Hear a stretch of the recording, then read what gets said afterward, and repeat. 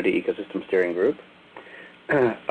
Please be aware that, as has been the practice for our online meetings since we began, this meeting is being recorded, and the recording will be posted to the IDESG website. If you have an issue with being recorded, you should disconnect from the meeting now, or you should, at any rate, not speak if you don't want to be recorded. It is not anticipated that we will have any votes on deliverables or on governance items at this meeting, so it is unlikely that we will need to count whether or not we have a quorum. But in case we do, it will be necessary for you to log in and join the web conference in order to be counted for quorum purposes. And under any circumstances, we and the Secretariat would appreciate it if you would log in and be counted, because our future quorum requirements for meetings as we go forward depend on an accurate count of the attendance at this meeting. There are a number of people at satellite locations dialing into our online meeting. And if you're in one of those satellite locations, I'd ask, because of various kinds of telecommunications background noise and other issues, that you leave the location phone on mute and designate a room representative to send a chat to Laura Barman or someone else on the staff when someone would like to ask a question orally during the sessions. So I'll say just a few words before we get started with the formal agenda. First, of course, thank you all very much for attending this meeting. Our apologies for the logistical fire drill leading up to the meeting.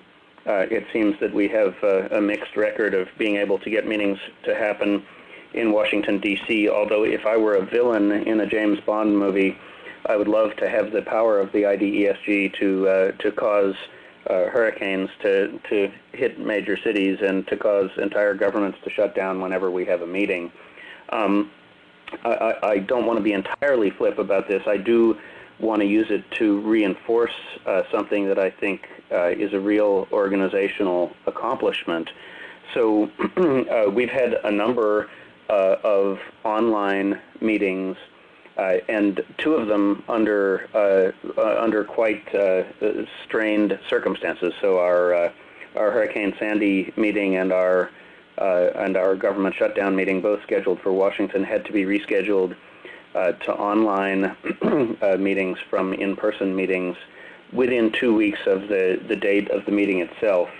And I think there are not a lot of organizations which would be able to shift from an in-person to an online mode of doing business and still get work done under circumstances like this. So I think we should take a few moments to reflect on an organizational competence that we have developed, and also to thank the Secretariat. So Sudi and Kay and Laura and Bharti and Eric do a lot of work in the background to make these online meetings work and to make the online component of our in-person meetings work. We do it actually very, very well, and a lot of it is because of the excellent execution of Trusted Federal Systems and the Secretariat staff. So all of you, if you want, you can go down to the lower left of the screen and raise your little blue man's hand as a kind of a virtual applause for the Secretariat for being able to pull this off. And by the way, you'll be using your little blue man as we go on throughout the meeting, so it's a good idea to get a little exercise in operating the blue man. So thanks very much to the Secretariat for the excellent job they're doing. So what we are going to be doing this week is we're going to have a number of presentations, and we are, and it's going to be on a variety of different topics.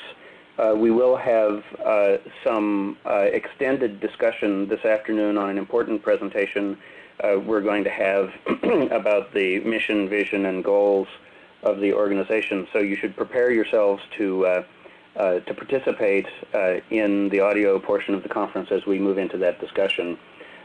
So what we'll do is we will have, in each case, a presentation followed by either a Q&A or a discussion, and we will be, via the services of the Secretariat, taking notes on some of the discussions where we have work in progress, and we're going to be providing feedback to the Management Council and to various different committees.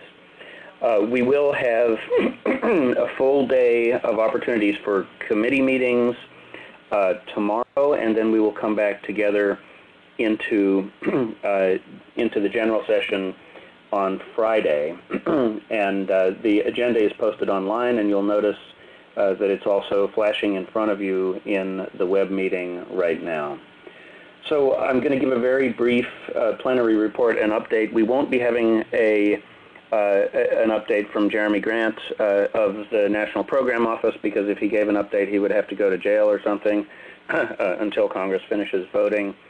I'm hopeful that there will be a vote in Congress today, and that the shutdown will end, and that Jeremy will be able to descend ex machina on Friday and give us his perspective. So the plenary report and update is relatively simple. Since last we spoke, we have had one plenary action completed, and we are in the midst of another plenary action.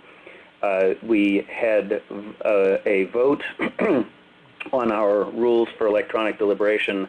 I'm happy to report that that vote concluded successfully, and that the electronic deliberation rules have now been adopted. That completes the task which was given to our special committee on governance, and I want to take this opportunity to thank Daza and Eric for the good work that they did, and of course that all of you did in getting us to the point where we now have a set of rules of association that cover both in-person and online deliberations in a way that focuses on consensus and that allows us to go through deliberation in a well-defined way.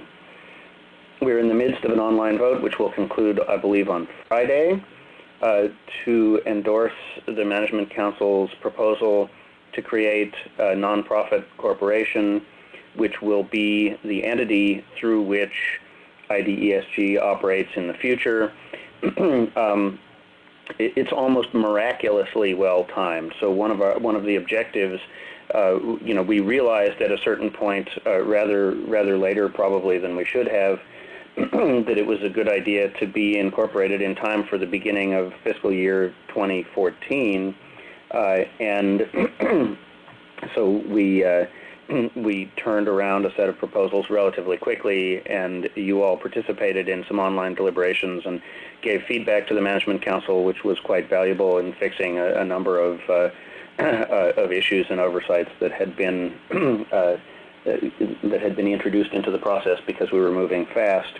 So the vote concluding on Friday, probably a day after the government shutdown ends, will be sort of just in time for us to exist as an organization, just as the government comes back online and is able to execute grant solicitations for which we as an entity might apply for fiscal year 2014.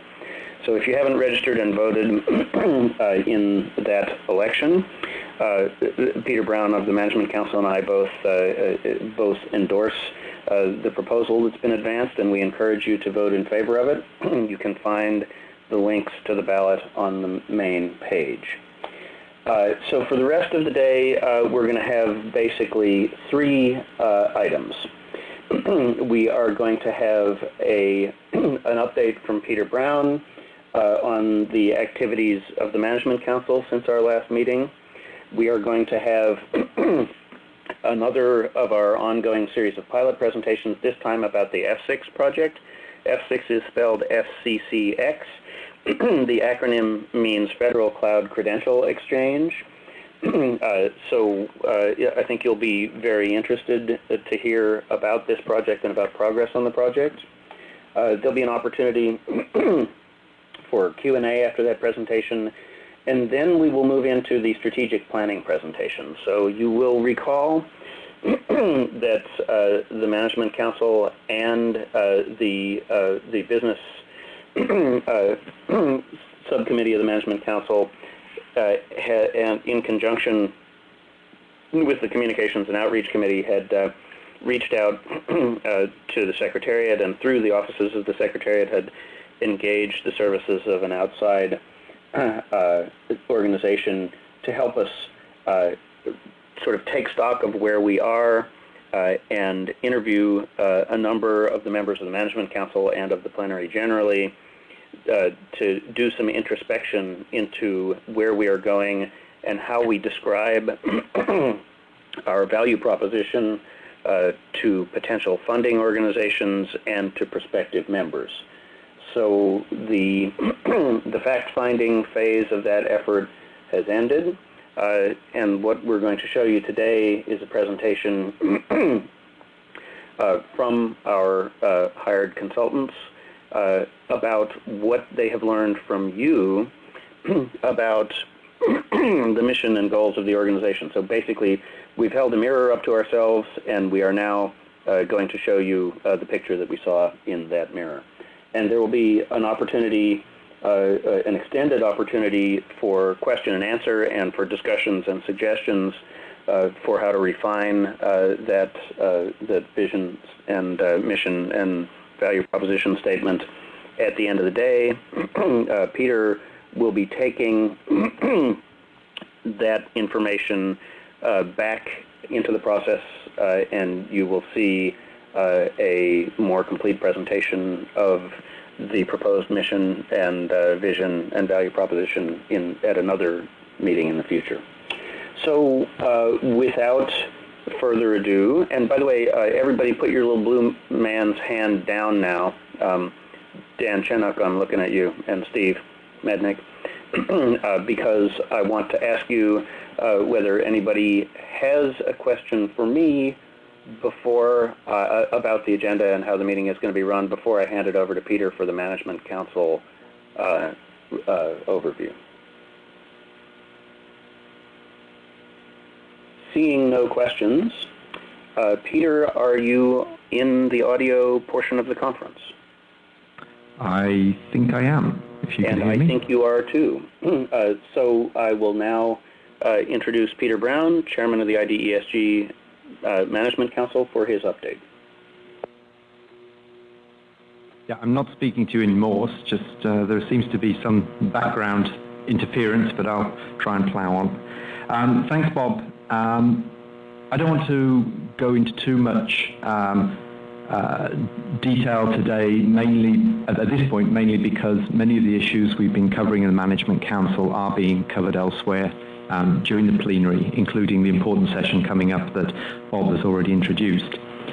One thing I do want to draw attention to is the last online plenary in mid-September, when Kim Little, on behalf of the Management Council, presented the initial recommendations from the Management Council concerning incorporation and the move to incorporation of IDSG.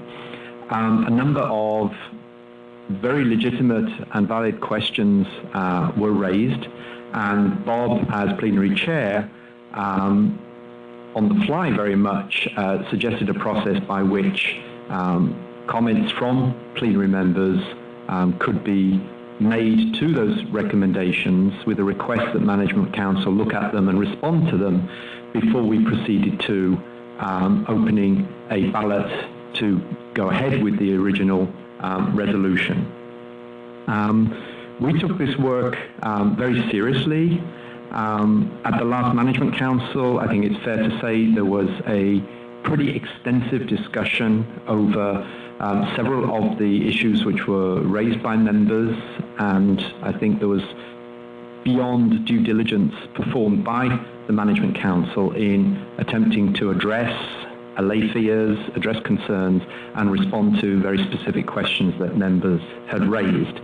And I was pleased that at that meeting I was given a very clear directive to respond to those and to include with the proposed ballot motion a short explanation of where we stood and a disposition of responses and answers to the comments that have been raised by members of the plenary. I was pleased because this shows a organizational maturity that people see an opportunity to probe further, to ask legitimate questions, and to respect the fact that the Management Council was asked to respond to them, and together with the Secretariat did so, and have taken that into account now that the voting has opened. So what happened was we had a very clear period that was open for comments. Together with the Secretariat, we drafted some answers which we thought were relatively straightforward, for which we had information immediately available, and others we had more extensive discussion within the Management Council meeting in order to present those back to the plenary. And for those of you who see or have already voted or are looking at the current ballot that is open on the motion to endorse our original recommendations, you'll see that I've included with that a very frank statement saying that the objective of the Management Council in moving the whole process forward is to have a process of incorporation that respects the current balance of authorities, the balance of powers between plenary and a future board of directors. There will be some bumps in the road, inevitably, and we've talked about some of those this morning in this morning's Management Council meeting. And what we've done collectively as a Management Council is try to move that whole debate forward in good faith to ensure that in the deliberations we have in taking the process to incorporation forward, that we're faithful to that mission of maintaining that balance of authorities. The ballot is still open. If you haven't voted and are on this call, I would encourage you to vote before the deadline, because if you vote after the deadline, your voice won't count. The ballot's open until the close of business this Friday. Turnout so far has been relatively good compared with the e-deliberations ballot, which is now closed. So where things stand at the moment is we're in a sort of holding pattern as a Management Council, pending the decision from plenary, and if and when plenary gives an endorsement to the recommendation that the Management Council has put forward, we will work with the Secretariat and TFS to take the next steps in terms of either incorporating according to in line with that recommendation, or looking at alternatives if that seems necessary on the basis of the result from plenary. So we're all waiting obviously now to see what the results will be on Friday. Just encourage you again to vote if you haven't done already. A second thing is on a completely different subject. And I won't go into this in any detail for the same reasons that Bob mentioned, that we have a session a little later with external consultants regarding strategic communications and messaging. But suffice it to say that Management Council has itself been guinea pig, if you like, to the process. We had a session yesterday afternoon with the consultants, and I think there was a general feeling in the room and in the meeting that the work was progressing much faster and much more efficiently than we thought it would do, and in a very positive direction. The consultants will be presenting the sort of next stage of that work this afternoon, and I feel confident that this whole process has helped us in terms of sharpening up some of our strategic communications and messaging.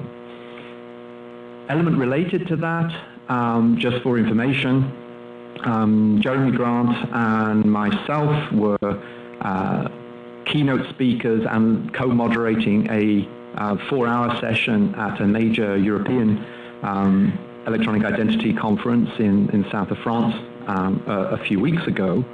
And what came out of that meeting was very interesting, because it highlighted both some of the misperceptions about what INSTIC and IDSG are about and are not about, and actually go to the core of what we're trying to address with this strategic communications and messaging work. The fact that despite 2 keynote presentations and a 4-hour presentation or 4-hour discussion panel with a number of other actors at that event, that there are still some misperceptions about the mission of the organization and where we're going, I think is part of the issue that we're trying to address in terms of having clearer understanding and common agreed understanding about what our mission and vision is for the future identity ecosystem and ecosystem framework that we want to develop to guide that. The only final element I would say is with regard to, and Bob's mentioned this also, so I won't labor the point, about the consequence of the federal government shutdown has meant that the NIST National Program Office for INSTIC is currently completely offline and on furlough. To an extent, the NPO saw this coming, at least they knew that this was a risk, and as such was able to provide at least some guidance to the Secretariat, who are funded by the NPO, but were not themselves directly affected by the furlough, was able to give the Secretariat sufficient guidance and instructions and mandate to be able to continue the work into the current period. That's also true of the colleagues working for Deloitte on behalf of the National Program Office. Because of their funding model, meant that they are able and continue to provide the support work to the committees in particular. And I'm very grateful for the fact that despite the mess on Capitol Hill at the moment, that those colleagues have been able to continue work and providing the valuable support to the committees. That's all from me, Bob. I'm happy to take any questions at this stage, but I'm hoping that a lot of the stuff that people may want to raise will be covered during the course of the plenary. Thank you. Thank you, Peter. And just for confirmation, if somebody who's on the audio channel can confirm that you can hear me now, that would be good. Yes, you're clear. Thank you. So just a little bit of reminder, if a question, if you want to ask a question, you go to the lower left-hand side of your web conference screen, click the arrow next to the little blue man, and click on the version of the blue man with his hand up in the air, and the staff will unmute your line and we will recognize you to speak. So if there is anyone who would like to ask a question of Peter before we move into the next presentation, I'll recognize them now. And otherwise, we will move on to the next section of the agenda.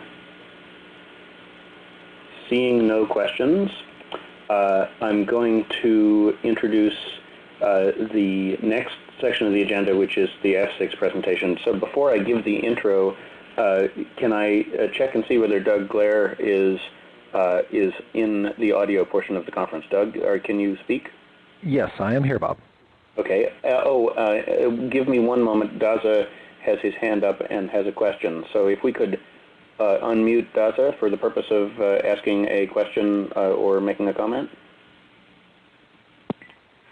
Do I have Bob, the awesome... Go ahead, Sudhi.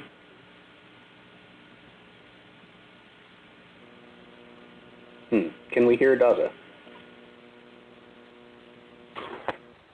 Hey, Bob, we're getting Daza online, but it might take a minute or two because he needs to dial in. Okay.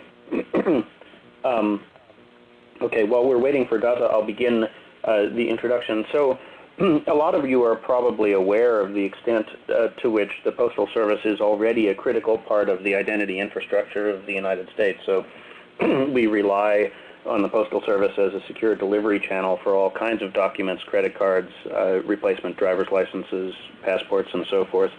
And we also rely on the ability of somebody to respond to a communication sent to a known physical address as part of identity proofing procedures. The Postal Service has been involved in identity issues for a long time, and so it's not surprising to see them involved in online identity.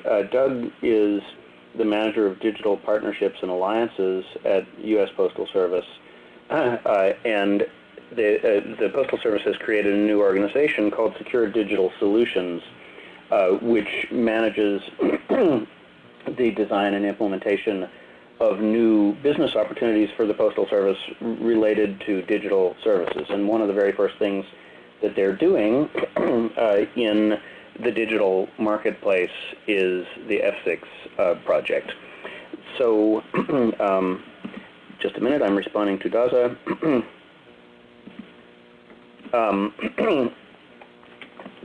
It looks like we may not be able to get Daza's audio online, so he'll send it to us in text.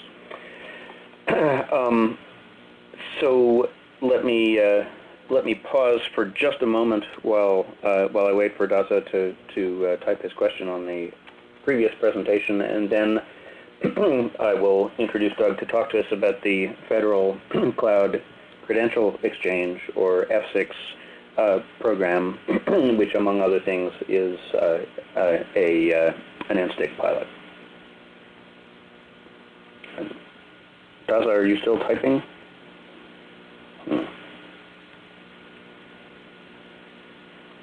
We'll wait just another minute.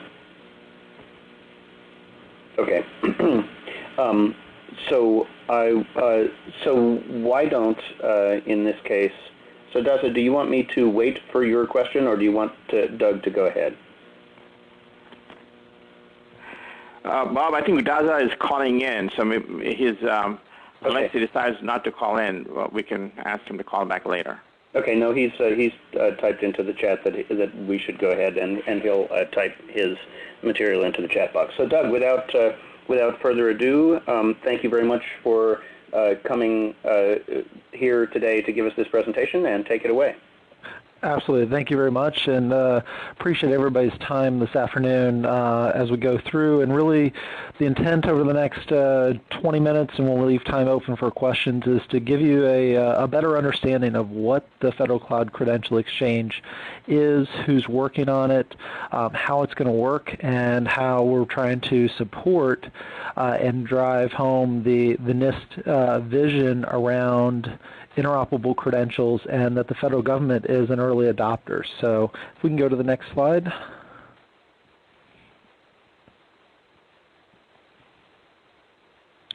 So as Bob sort of kicked this off, we've stood up a new organization within Postal about a year ago through Paul Vogel and now the new Vice President Randy Miskanik around secure digital solutions. If you can go back one slide.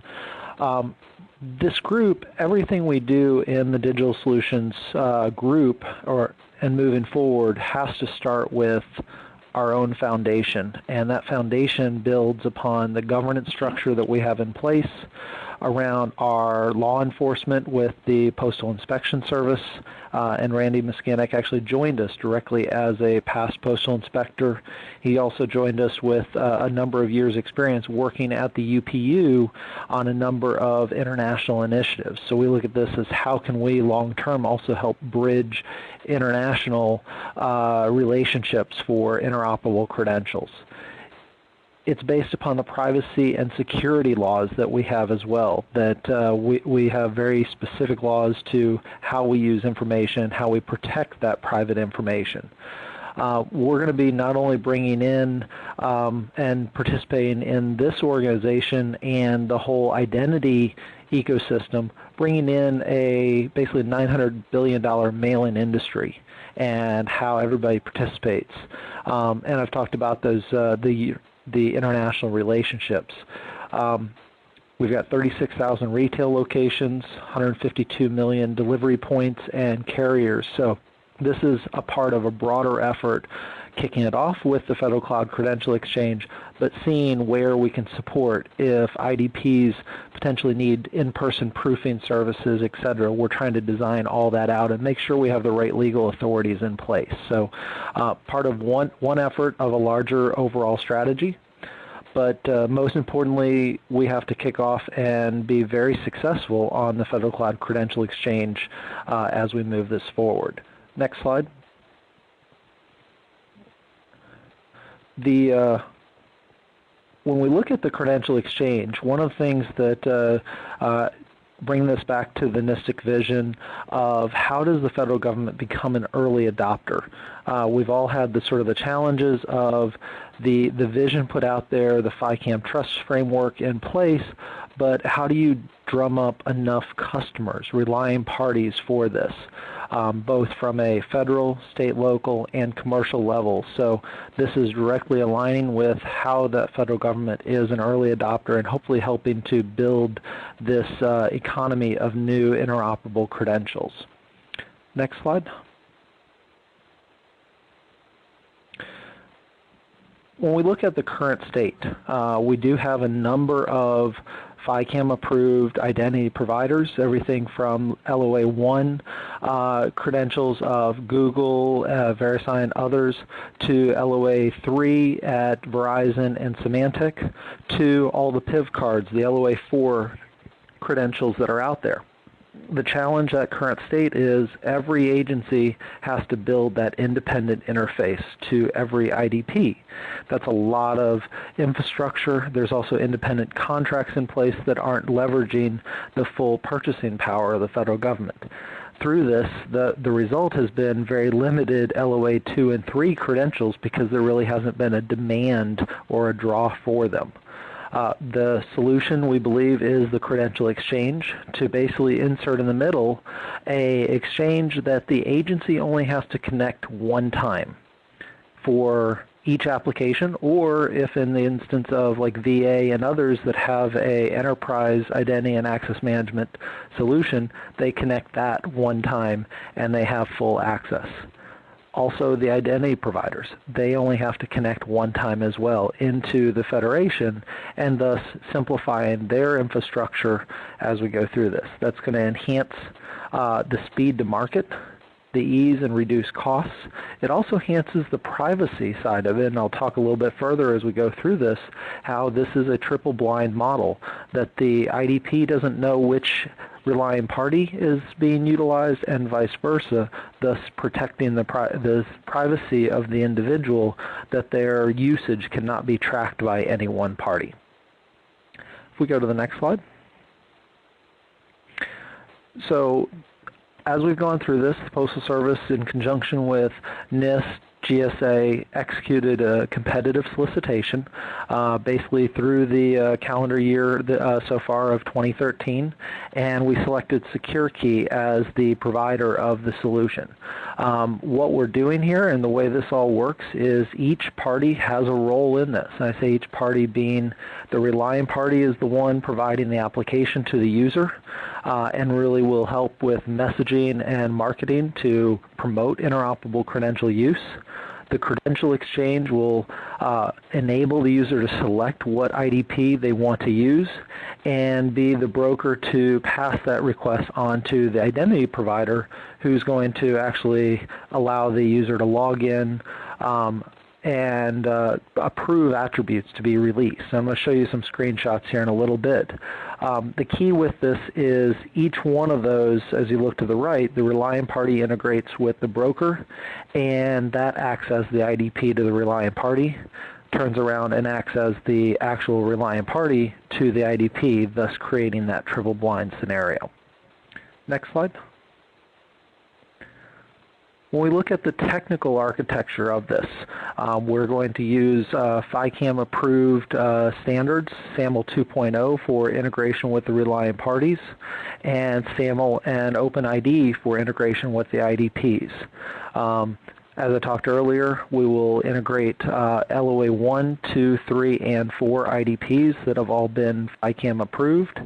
And part of the roadmap then, once we do the first release, will be to also support a back-end attribute exchange model for those Reliant parties that are integrated. So all of that will be handled through the SecureKey Bridge.net exchange and integrates with the user's actual web interface through the SAML protocols or OpenID protocols. We're going through the process right now as part of this implementation of actually integrating the IDPs and kicking off the integration with the initial Reliant parties, which I'll talk about in a little bit. If we go through the next slide.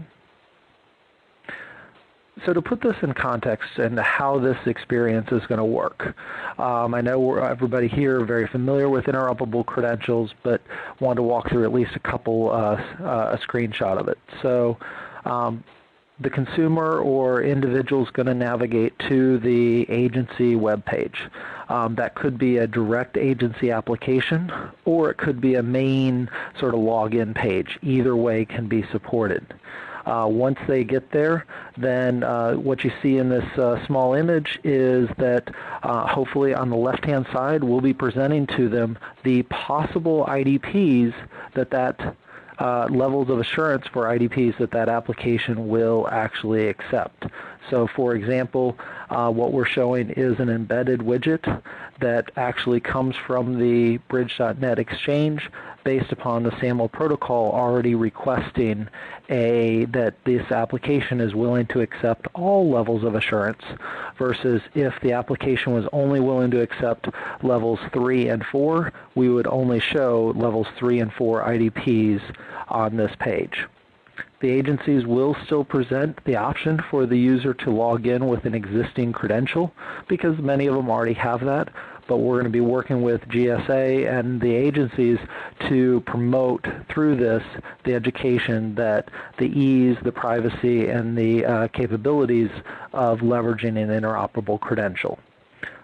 A different option from this embedded widget that the agencies will have is to actually use a redirect page where we'll have a dedicated page to present those IDPs to the user for selection. Benefit with both these options is the agency themselves do not have to maintain a page to dynamically select which IDP they're looking for. They just pass that request based upon the level of assurance to the solution, and we will display which valid IDPs are available. Once that user has selected a IDP, then through the SAML request, that is passed through the broker, through the credential exchange, and onto the identity provider. In this translation, this is where we strip out the specific agency requesting the authentication and pass that the identity provider just knows that they have an authentication request from the broker. Next slide. So once at this point the consumer web page is redirected to the identity provider's login page. At that point, however the identity provider is requesting for the user to log in, that can be putting in a simple username and password. It could be that they're doing some more fancy integration with mobile apps and do mobile login. All of that then is handled through the identity provider. They're able to brand that page and they have that experience and own that credential working with the end user who is ultimately using their service to log in. One of the things we are promoting through this for privacy reasons is that the identity providers present to the end user an option for informed consent to release those attributes that they would be releasing back in to the broker. We're recommending that they show the attribute, the details of it, and basically receive from the individual a consent to release these back into the federal government for use to actually link their credential to an existing account that they may already have with that agency. Once that is done, that identity provider passes the authentication request, the encrypted attributes back to the broker. the broker will do any mapping of different attribute names and pass that request on to the agency, stripping out the name of the identity provider and letting the agency know they have a successful authentication with these attributes from the overall broker and thus the IDPs. Next slide. One of the key things, we've been having a number of conversations with the agencies, the IDPs, et cetera, that still has to be worked out through all of this is, well, what are the attributes that are going to be shared throughout this brokerage exchange?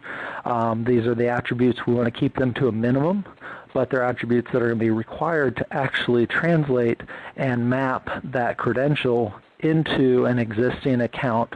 Most likely in the beginning, many of these users have existing accounts with the agencies so that they can actually do that resolution and get that correct credential linked to an account. This is one of the main activities of the technical working group that is involved with this and has to be accurately mapped all the way from the relying parties to the IDPs. So a key item I know a number of people in groups within this organization have worked on, so interested in others' thoughts on what the minimum attributes are needed to actually do that resolution mapping. Next slide. So before I go into sort of the benefits and then open up for questions, you're probably asking, well, who's participating in this? Our first relying parties will be Veterans Administration. They have already signed up and want to be the first relying party out of the gate, and they want to integrate their main login function so that they integrate one time and then have access to use this across all of their applications. We have USDA, who's also signed up, GSA and NIST, and we anticipate CMS and a number of other agencies. We can take up to 6 agencies in the first year pilot, and would, through that first year pilot and success, then anticipate this expanding significantly in years 2 and 3. I talk about this being a pilot. It is a 1-year initial program, but we're treating it more like a full implementation.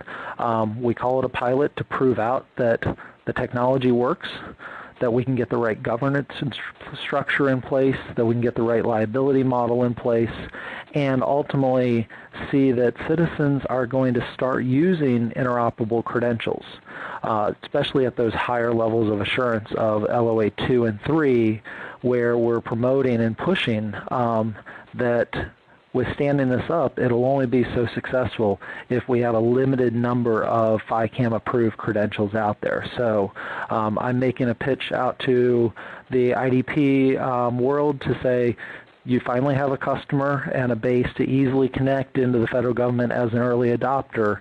We also, at the same time we're standing this up, need to be bringing in LOA 2 and 3 credentials that are ready to be used so that we can all educate the citizens and the users of this as the value and the accessibility that they will have right out of the gate to leverage a credential they already have and thus not create new usernames and passwords. So really that comes back to the benefits of this from an interoperable credential perspective. This is a choice to the consumer.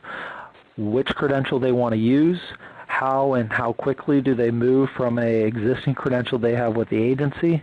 We're putting that choice in their hands. Hopefully it's going to improve a consumer experience to reduce that they're not creating and maintaining multiple passwords and thus reducing because they're using the same password at different agencies, different applications, et cetera, that they're really getting more secure. And ultimately is going to reduce the cost and complexity of this to agencies. You've all seen the NIST study already about the savings that IRS could receive and realize instead of implementing a proprietary credential, we see that across every agency. And I know the agencies that we've had at the initial kickoff day on this all are believing and looking forward to the day that they're not having to maintain a account creation, username and setup, and password resets. from the credential and the cost to the agencies and IDPs, this comes down to you integrate one time.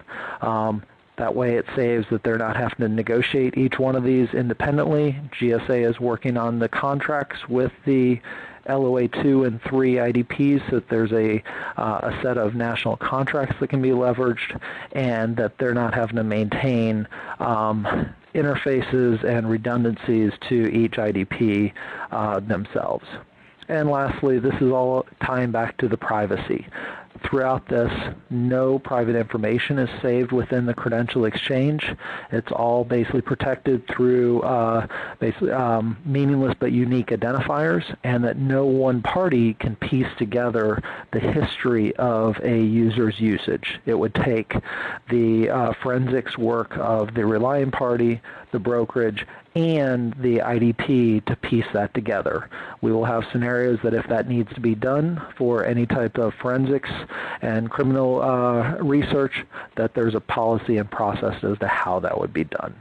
So, very exciting project, one that shows where the federal government is coming in as an early adopter, and something that between the Postal Service, myself, along with SecureKey, GSA, NIST, and the agencies are all very excited to be working on. And welcome sort of everybody here and your thoughts on how to make this a success, and really how to grow the knowledge with the citizens on the value and to leverage an interoperable credential. So Bob, I'll turn it back over to you for how we want to handle questions. Okay, so we already have a number of questions that have been entered into the chat window, and actually I like the methodology of typing questions into the chat window, because that allows us to have a transcript that persists after the meeting of what the questions were. So I'm going to go through, and I'm going to put these to you one at a time, so that they'll also be in the audio recording, a voice speaking the questions to you before you answer them. Sounds great. So, by the way, thanks very much for that presentation, Doug. That was, I think, that was very, very clear and very interesting. So, I will leave my own questions till last, as befits the chair of an organization. So, the first question comes from Dan Schutzer, and it's: does F6 include support for PIV card as an authenticator? Yes, what we're doing for PIV cards, basically the LOA 4, is we are treating the Federal Bridge as an IDP, and SecureKey is standing up a solution basically that connects with the Federal Bridge and validates all the paths, and will handle PIV cards as well. So we will be able to handle all level of assurance providers. Okay, and then the next question from Art Friedman is sort of playing doubles with Dan here. What about PIV cards? Correct, that as well. Via the same mechanism? Yes, PIV and PIV cards. Okay, both through the Federal Bridge? Through the Federal Bridge. So everything, if they're certified with the Federal Bridge, then it'll be certified through the Credential Exchange. Okay, and then Brian Russell asks a question about the back end of the system. Will the F6 serve private sector relying parties? At this point in time, the answer is no. We do see a long-term vision of either opening up the Credential Exchange, or maybe there has to be one specific for commercial private sector use, because then you start getting into blending federal data and applications with private sector. But long-term, we see this as a model that the private sector could enable for private-to-private credential brokerages. So I'll extend a little bit beyond that question to ask you whether if a parallel infrastructure for private RPs were to be stood up, that's the sort of thing that Postal Service might be interested in going into as a business model, or whether that would be something maybe that you might work with somebody else to transition to. Correct, and that's what we have to research. Right now, our legal mandates require us to strictly be involved in the delivery of physical mail and packages and or the direct, we can offer these types of services to the federal government, and that's where we're starting, but we need some legislative flexibility to help stand up something like this directly in the private sector. Understood. And that's interesting. So we also have a question from Art Friedman. Will the VA enable their applications using attributes, for example, ABAC-enabled applications? What I know so far in the discussions from VA is they're looking for the minimum number of attributes so that they can identify the first time somebody logs in that this credential is mapping to an existing account that VA already has with that person. So we're working through what those attributes are, and that activity is being led up by Neil John, working through the technical working group at this time.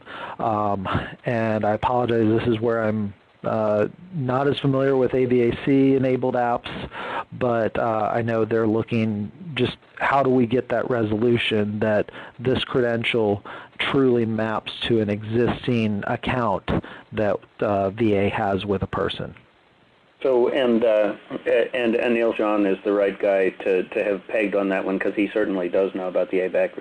Exactly, and that's where why we've got GSA jointly running this with NIST and Postal because you've got a level of expertise and experience across all three of these agencies. So I'm going to take the next question out of order because it's directly related. Tom Sullivan asks whether the VA pilot uses VA healthcare and PHI. Personal health information.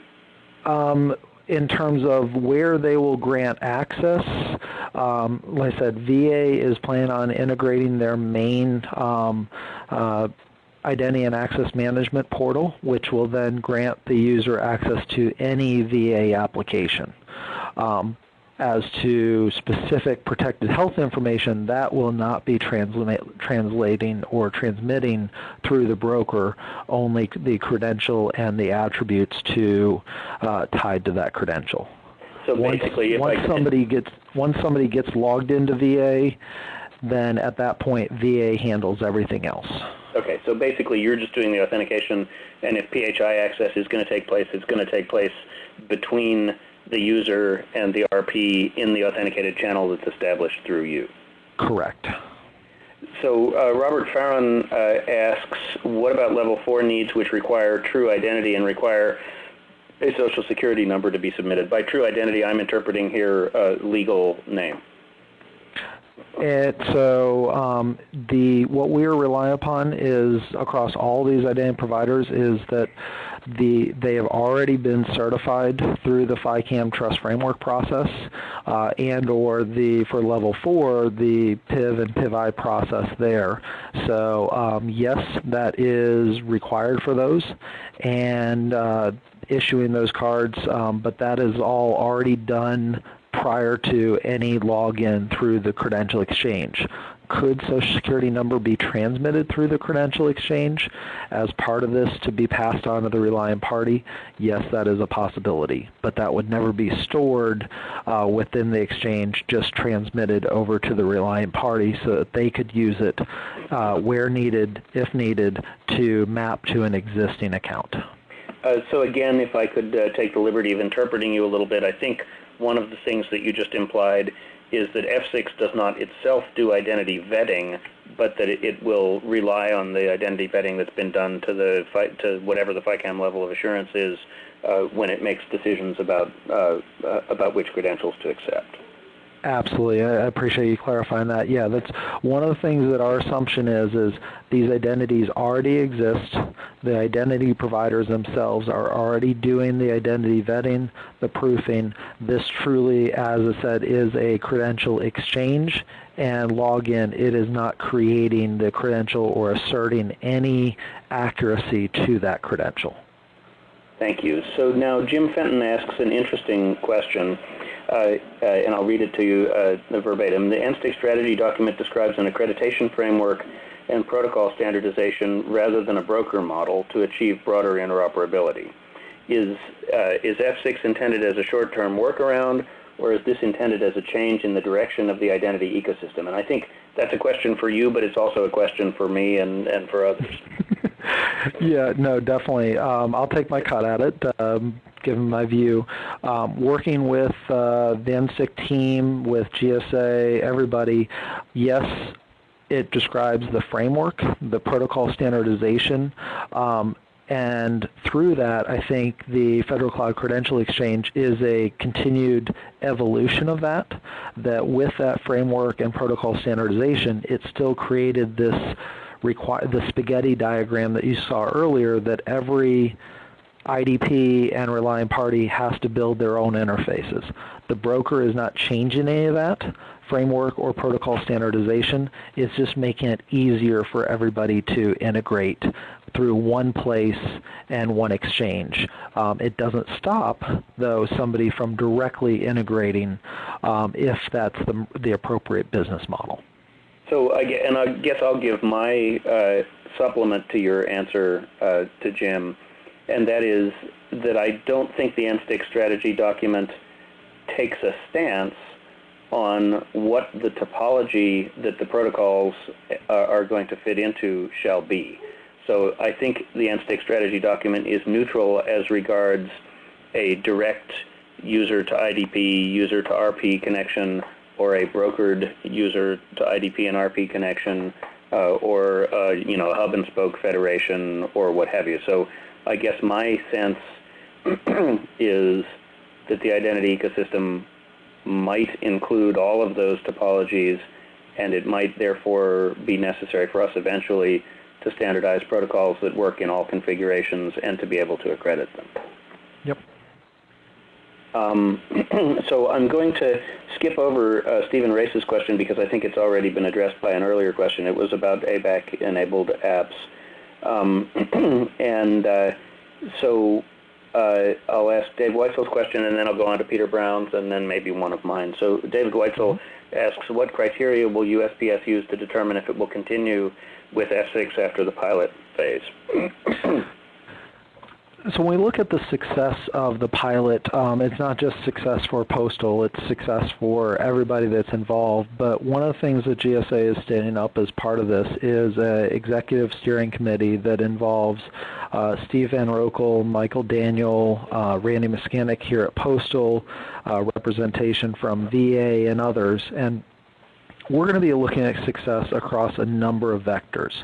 One is, did the technology work? Did the solution work? Check. We firmly believe that will. We don't believe this is going to be a technology challenge in the end. Two is, are we able to get the right governance structure in place, the right operating model, the right types of liability across the board? That's the tough piece with this that I think everybody in this market is trying to work out. Three, are we getting enough trusted credentials out there to actually grow the market and our citizens, individuals starting to use them? So what was the uptake?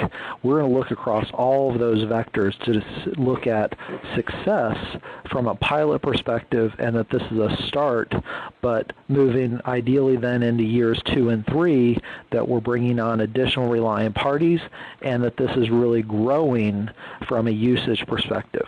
We already have a successful model of this in place that the Canadian government has implemented, where in the first year the SecureKey helped them stand up 130 plus applications and almost 1 million people using them. We've got a long way to go to get to there, but we want to see how are we going across all those vectors. But I'm very confident this should not be a decision, a yes or no decision at the end of year 1. This should be a no-brain decision. Yes, it's working, and how do we just continually educate the consumers about the use and benefit of a credential that they already have versus creating new ones for each agency. So we also have a question from Peter Brown, which follows on one of the things that you just said. He says many organizations rely on USPS's legal protections in real-world transactions. So, for example, the fact that interception of mail is a felony, so people use mail as a secure communications channel. He then goes on to ask, are there parallels that could extend into digital transactions and thus help us provide a liability model for identity in the online world in the future? So what we plan on through this, as we're looking at, is finalizing what is the role of the Postal Service and, most importantly, the inspection service around if there are any basically attacks and how that gets investigated and potentially prosecuted. So yes, that is part of what we're trying to finalize now that we've got the contract awarded and we're moving into sort of the implementation operation mode.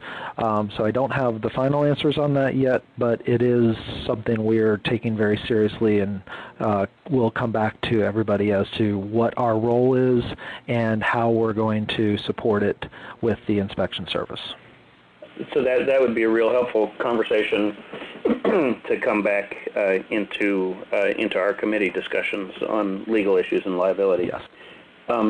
So I'm going to ask one of my questions, and it's just a real quick detailed question. On slide 7, you showed an attribute release dialog asking the user whether he was okay with sending some attributes down to a relying party. Is that dialog based on OAuth, or is it based on something else?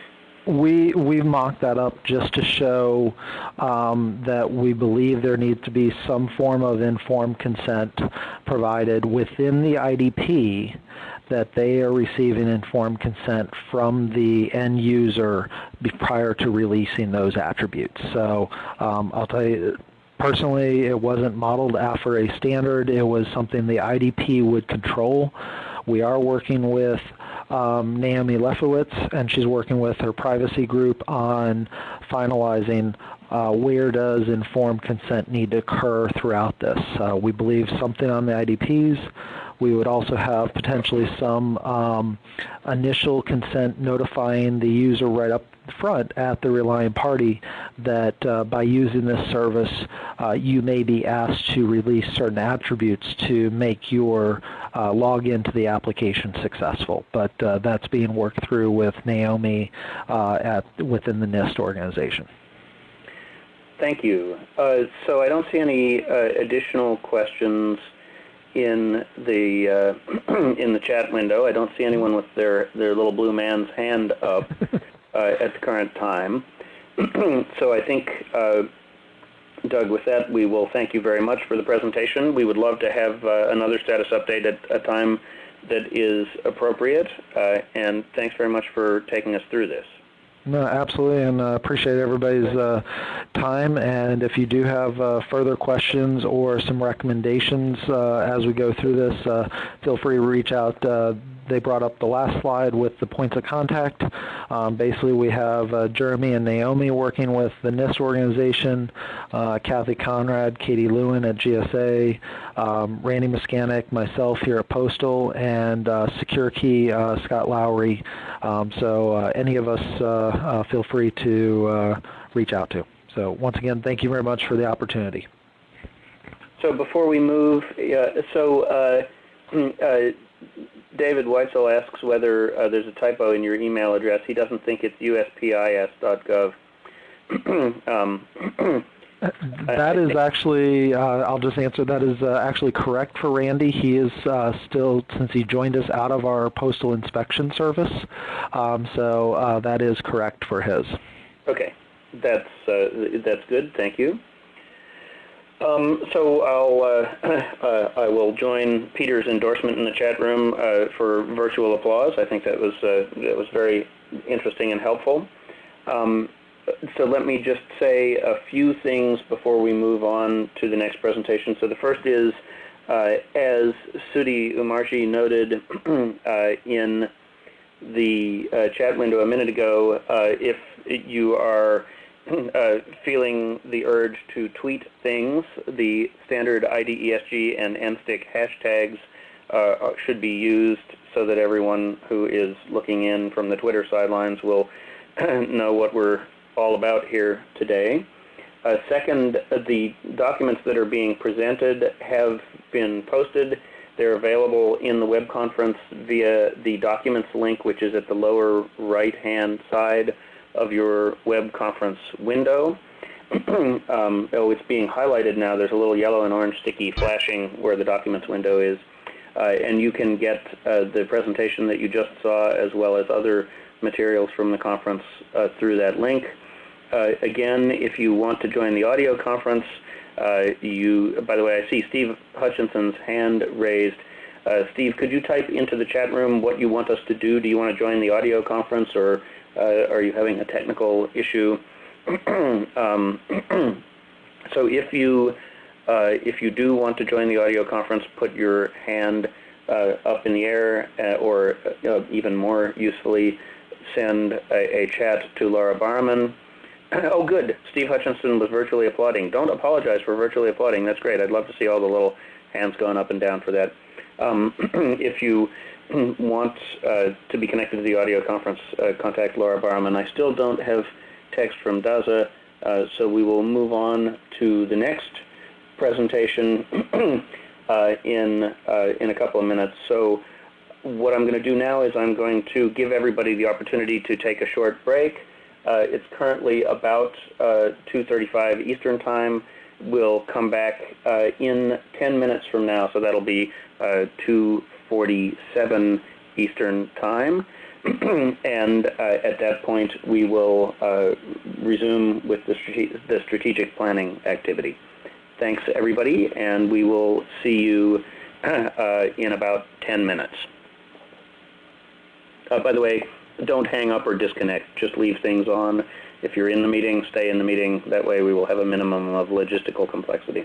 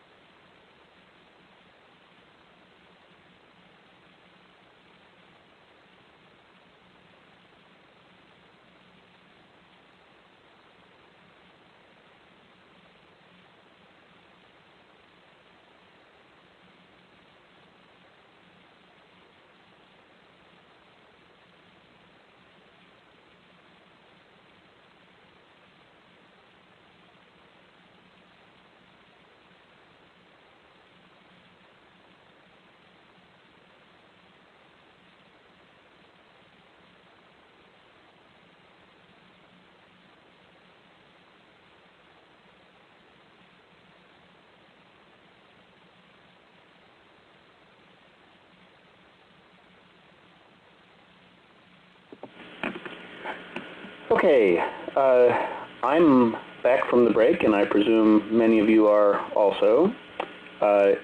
Laura or Kay or someone else who can speak, if you could confirm that you can hear my voice, that would be good. Yes, we can hear you. Thank you. So this afternoon's presentation is one of the most important things that we will be doing here during this week's plenary meeting. We're going to be going over a presentation by external consultants who the Secretariat have engaged on behalf of the Management Council and the plenary to hold a mirror up to ourselves, to interview us, to discover what we find valuable and what we find clear and unclear about what we are doing. After the presentation, we're going to do a question and answer. We will use the same mechanism that we used for the questions and answers for Doug's presentation, but I think that many of you may wish to actually get on the phone and speak and ask questions. So as we're going through the presentation, if you feel that you will want to speak, please make sure to send Laura Barman a chat and ask her for instructions for getting into the audio portion of the conference, because I want to make sure that logistically everyone who wishes to speak has the chance to do it. Just a small procedural note before we begin. After we have this question and answer session, Peter Brown is going to be, as we go through the conversation, putting together a list of topics on which he believes that we have consensus in terms of mission, vision, and value proposition, and another list of topics where it looks like we may have some conversation that has to go on before we reach consensus. It's very important that we do this portion of our task thoughtfully and thoroughly. We really do need to make sure that as we go forward with recruiting members and also with taking our message out to the public at large, to relying parties and others, to show why both the activity and the organization are valuable. So, by the way, I want to echo Judith Flainer's comment in the chat room. So we have a set of small groups of people meeting at various places in Washington, sort of refugees of the government closure. And we are very grateful to AARP and to the Biometrics Consortium and others who are hosting us out of the goodness of their heart and spaces that they have available, and also to MIT, which is hosting us again after they already had us there for a full-size meeting. So Judith wanted to thank the sponsors of the last coffee break in the location where she is. And also, I think, sort of tongue-in-cheek, but also seriously, the individual supporters of the IDESG who are making your own coffee at home. It is very generous of all of you as volunteers to be giving your time to this important effort, and both the institutions and the individuals here are very much appreciated. So we have engaged a group of communications consultants who specialize in strategic planning and branding exercises to help us develop language for the mission, vision, and value proposition of the IDESG. IDESG is not NSTIC. It is an organization which, as we speak, is moving to self-sustaining status in order to achieve the goals of the NSTIC strategy paper. But as you're probably aware, even if you believe in the NSTIC, you still have to establish why the IDESG as an organization has value and why participating in it is a worthwhile exercise. So we have we ourselves and others looking at us from the outside have consistently observed that our messaging is too complicated and that we need to be clearer about our message to various different audiences, the public, policymakers, relying parties, and others, and also that we need to reach consensus about our mission and vision and our value proposition so that all of us are singing from the same hymn book as we go forward and do our work. So we have engaged two consultants, Wendy Hagan, who is president of Hagan Incorporated. She works with nonprofits, government agencies, and commercial clients on brand strategy and messaging, and she has a lot of experience with a very diverse set of clients, including very big institutions like Lockheed Martin and the American Petroleum Institute. And we've also engaged Aris Wagner, and she's worked a lot with federal, commercial, and nonprofit clients. And she, among other things, partnered with the Department of Homeland Security on developing the National Cybersecurity Awareness Campaign, the Stop, Think, Connect campaign, which some of you may be familiar with. So Wendy and Aris went through a process of interviewing a number of members of the Management Council and members of the Plenary and asking them what they found valuable about the IDESG, what they thought the mission and vision were, what they thought was clear and unclear, and then putting the answers together into a coherent form, which all of you are going to see today.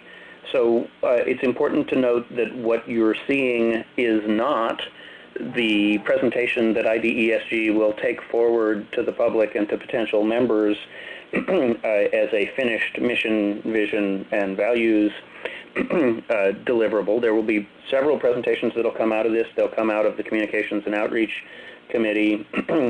And what you're seeing today is the observations of our retained consultants, and they are intended to both clarify the existing thinking of the organization and to start a conversation about what the end deliverables that we produce and that we take out to the public should look like.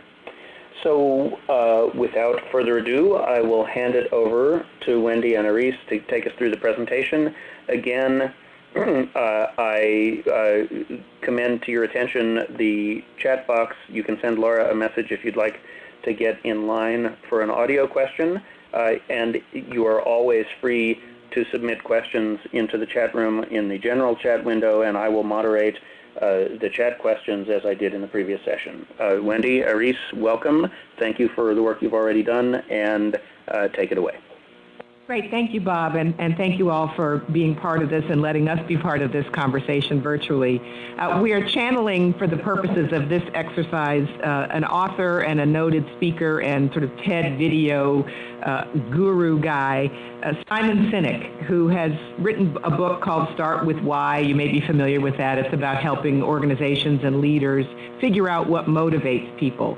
And one of his theories and the premise of his work is that a lot of organizations are good at talking about the what and the how of what they do, but what they really need to do is talk about the why and why you matter, why someone should engage, as Bob said. So that's what we're going to be talking about today, is the path that led us to the why of IDESG. And I will say that for Aris and me, this has been a very collaborative process, and we've enjoyed working with you and listening to your input, and it's clear that this is a very committed group, and particularly as you face this kind of organizational transition, this is a really important exercise to be going through. So we'll take you through our observations and the process that we went through, capture your comments along the way, and then we'll have plenty of time at the end to discuss the feedback and get your input. So to frame the conversation, we'll start with the first slide here, and the point of any communications exercise. Okay, can we advance to the Slide 2, please. I recently attended a panel on millennials and marketing to millennials, and one of the panelists said, we live in a hashtag world. And it really dawned on me that, yes, we have to be better at communicating, not necessarily just in 140 characters, but we have to be better at focusing and clarifying our communication and being distinctive, but being relatable and clear in any messaging. So that's the framework. The idea was to try to boil this down and make it as succinct as possible, and realize that we're dealing in a world that has a short attention span. Next slide, please, slide 3. So that, in fact, is the challenge that we were giving. Started out with a desire for some new messaging and some marketing materials and some talking points. And very clearly, everyone realized we can't do that until we've worked out some of these more fundamental issues, like what is the mission, what's our vision, what's the value proposition that's actually going to engage members and prospective members and ultimately the public. So that's the basis for developing the differentiating and compelling message that helps the IDESG tell its story. So we'll go through the agenda for today. Slide 4, please. And we'll start with taking you through the process that got us to this point, share with you some of our observations from our discovery phase when we looked at some other organizations' communications, and what we learned in our interviews with many of you. We'll then bring you up to speed on some strategy work that was done with a small working group, and then yesterday we continued with the Management Council and have draft language, what we're calling sort of our working draft. We feel like it's close, and we want to invite feedback on this. And then we'll talk at the very end about next steps and where we go from here. So on slide 5, next slide, you can see the path of our approach to developing this. We started out with a clear articulation of the challenge. We conducted discovery activities. We derived some insights about the organization and about the audiences that are important to you, and that is what informed the value proposition and the language around the mission and vision, which we'll be talking about today. At this point, all of this has been an internal exercise, and what happens next is the branding and the messaging will be formulated by working with the Communications and Outreach Committee, and that ultimately will feed into the action plans that you're doing and then the ultimate outreach to external audiences. So what you're going to hear and see today is not the finished language, as Bob said. That is in the next phase of the work. So we don't want to get too caught up in wordsmithing things, because this is this is a framework for the language. And the idea is for you to think about, does this feel like this captures the essence of IDESG? Do you feel like this is moving in the right direction? So our discovery on slide 6, our discovery and assessment process had 4 parts to it, as I mentioned. We had some kickoff discussions to understand what some of the challenges were that IDESG is struggling with from a communication standpoint. And then we looked at 6 organizations who we're calling peers. We realized that you're all very different, but we wanted to look at other organizations who are talking around the issues that IDESG is talking with, sometimes to the same audiences. We looked at IDESG's messaging around its mission and its vision, and then we conducted these interviews. And I have to make the point that the interviews were not just among members of the Management Council, that we had a broad representation of multiple stakeholder groups and views and delegates and committee members, committee leads, et cetera. So it was a good broad cross-section, and 21 interviews gives you a lot of diverse opinions, and I can sort of attest, I'm sure it's not a surprise, this is not a shy group. So we heard some very bold, very clear statements from everyone, and that's what we took into our working session. So one of the first things that we did in looking at these multiple organizations was we looked at specifically the language on the websites where it's an About Us section or our mission section or our vision. Sometimes even groups use language around their value proposition. And the important thing to keep in mind here is you all may know these organizations, and you know that that language is not necessarily true, what they're saying about themselves. We were looking at this as outsiders. What does the outside world think about an organization based on what it says about itself? So we took all that input, and on slide 7, the next slide, you'll see that we put it into a word cloud. And what you can see here is, A, it's a really crowded landscape, and the larger text words are the ones that are most often used by these organizations. So you see that there's a lot of noise. There's a lot of insider language like interoperability and harmonization And that means a lot to you inside this organization and in your professional lives. Doesn't mean a lot to necessarily a Hill staffer or to a member of the public. So it's important to make sure that you've got to cut through that noise. You've got to find a way to talk about yourself that you're not just lost in that sea of buzzwords and insider terms. And in looking on the next slide, we identified some of the common themes that these organizations were using and tried to find on slide 8 sort of some threads that were consistent across multiple organizations.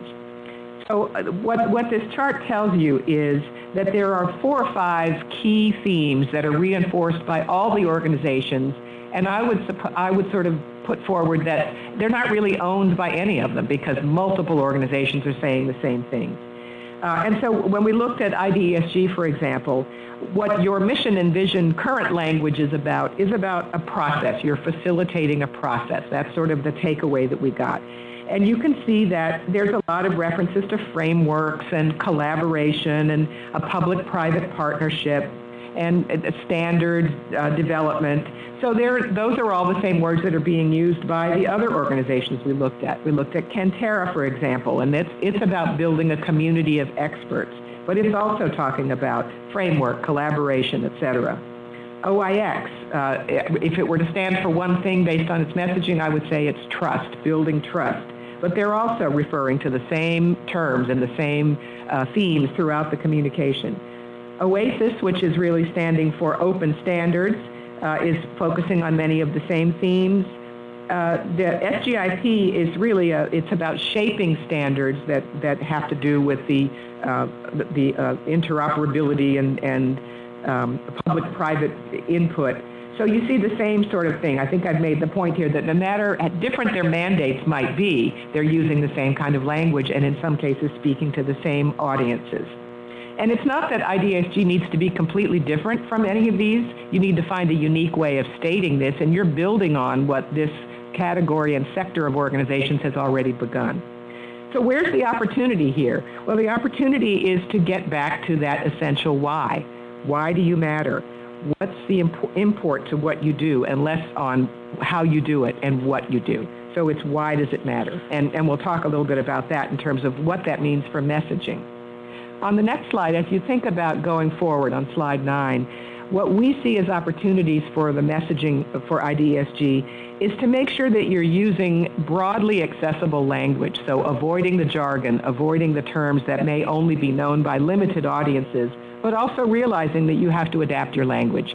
There are some very sophisticated technological audiences that you have to speak at a certain level to for them to relate to you, but you have to be able to also speak to broader general audiences. And more so than focusing on structure and on process, the time now is to start to emphasize the benefits and the outcomes that you are helping to bring about. And highlighting what is different and unique about you and using language that says exactly that. What is unique about this group is X, so that people understand how you're distinguished from other similar types of organizations. And the one thing that we also noticed in the language as an opportunity for you, and some of the peer organizations are doing this well, is using a more active voice and having a preemptive quality to the language. It's okay to refer to yourselves as thought leaders. It's okay to talk about excellence and quality and the things that you stand for. And another component is that you convey the urgency of this and the timeliness of the issues that you're wrestling with. And that establishes you also as an authority. It's perfectly okay to acknowledge that the stakes are high and this is a very complex issue, and that the rewards are worth this effort. That is the reality of the organization, and that adds a degree of urgency, but also a degree of authoritativeness to your communication. We also see the opportunity for you to showcase real examples, real applications, real-world solutions where you can, and you have to be a bit aspirational at this stage in the organization's life. And it's perfectly acceptable to showcase the accomplishments and achievements of other organizations that represent your mission and your value. So those were our conclusions in looking at the communication. Next, we'll take you through what did we hear in our conversations with the various stakeholder groups that are part of IDESG. And again, I mentioned that it was 21 interviews, which is a lot of good, rich context, but this is not projectable. It's not statistical quantitative research, but very, very indicative of many, many common themes. So let's go to slide 11. And we'll touch on several of the key findings that we heard. One thing that everyone really spoke about was the sense of achievement and accomplishment that you have gotten to in terms of the attendance and the ongoing participation of this core group of people. And people felt like you've morphed from a concept into an organization and you're ready to do the hard work of creating, wrestling with the ecosystem. There was also an acknowledgement that your inherent strengths, which is all these diverse voices and diverse perspectives in this open forum, can also inhibit the progress, and that there at times have been sort of disruptive agendas that have held you back in some cases in making progress. And there was a feeling, some of the quotes capture it, that you've dedicated more time to process, procedure, and governance than perhaps you should have, and that you've been more tactical than strategic in the focus up to this point. There was also an acknowledgement that in any multi-stakeholder group like this, you're going to have philosophical differences. And there were two camps of folks we spoke with, those who understood the reality of that and realized that it's messy and it takes time to do this, and those who were impatient and frustrated because of the pace of action. And one person acknowledged that, again, in an organization like this with so many different stakeholders, there is going to be a disconnect in the cultures of the people within IDESG, that they talk and they do things differently. So I think that's a shared experience that we heard in many of the conversations. We also found that people were lacking a sense of what is the value proposition, how do you talk about it, and that's, for Arisa and I, that's a very different kind of finding from many organizations. There was really a strong lack of consistency in how you describe the value of IDESG. So it underscores the need for something like this to help you get there. And on the next slide, on slide 12, it was also very clear that people acknowledged the need to increase engagement within sectors. And you had some representation from some sectors, but you needed to have more. So relying parties, for example, financial services were some of the ones that were mentioned. And there was certainly a lot of reference to the serious players, the big players, not being as engaged as they should be, watching from the sidelines. And we had some interesting discussions about what's the right entry point for getting them engaged. Is it more of a business case that needs to be made versus talking to the technology people? In terms of consumer engagement, there was also an agreement that consumers were an important part of this equation, but there was different views on when it was appropriate to start engaging consumers. Clearly, people felt that you need plain language for reporters and for the public to understand, and others felt that it's way too soon to go out to the public. We have nothing to offer them at this point. Many people, in thinking about the current messaging for IDESG, didn't feel that it was particularly effective, or they were not familiar with it. And those who were familiar, some said that they felt that it was a little too stuffy and maybe too formal for what needs to happen in terms of going forward. And then there was an opportunity in the messaging to promote the pilots and the use cases as much as possible as they're developed. In terms of terminology, this was particularly interesting to me as an outsider. I have less experience in this category than Arisa does, that despite the fact that I struggled with how do you explain what an ecosystem is and what is framework and how do these things work together. And what was interesting is most people felt that they described them very differently, but most people felt that those are internal terms anyway, that those are really not intended for outside audiences. And one person even said it's an internal conceptual artifact of the participants. That's how he or she described the sort of notion of a framework. So finding a way to describe it without lapsing into terms that may not be meaningful to general audiences is key. There were many things that were acknowledged on slide 13 in terms of accomplishments that people were particularly proud of. One certainly was the makeup of IDESG, that you have succeeded in bringing diverse stakeholders together, sharing a common issue and a common need, and that the committees really are a key strength of the organization, that they really are all coming together to support this framework.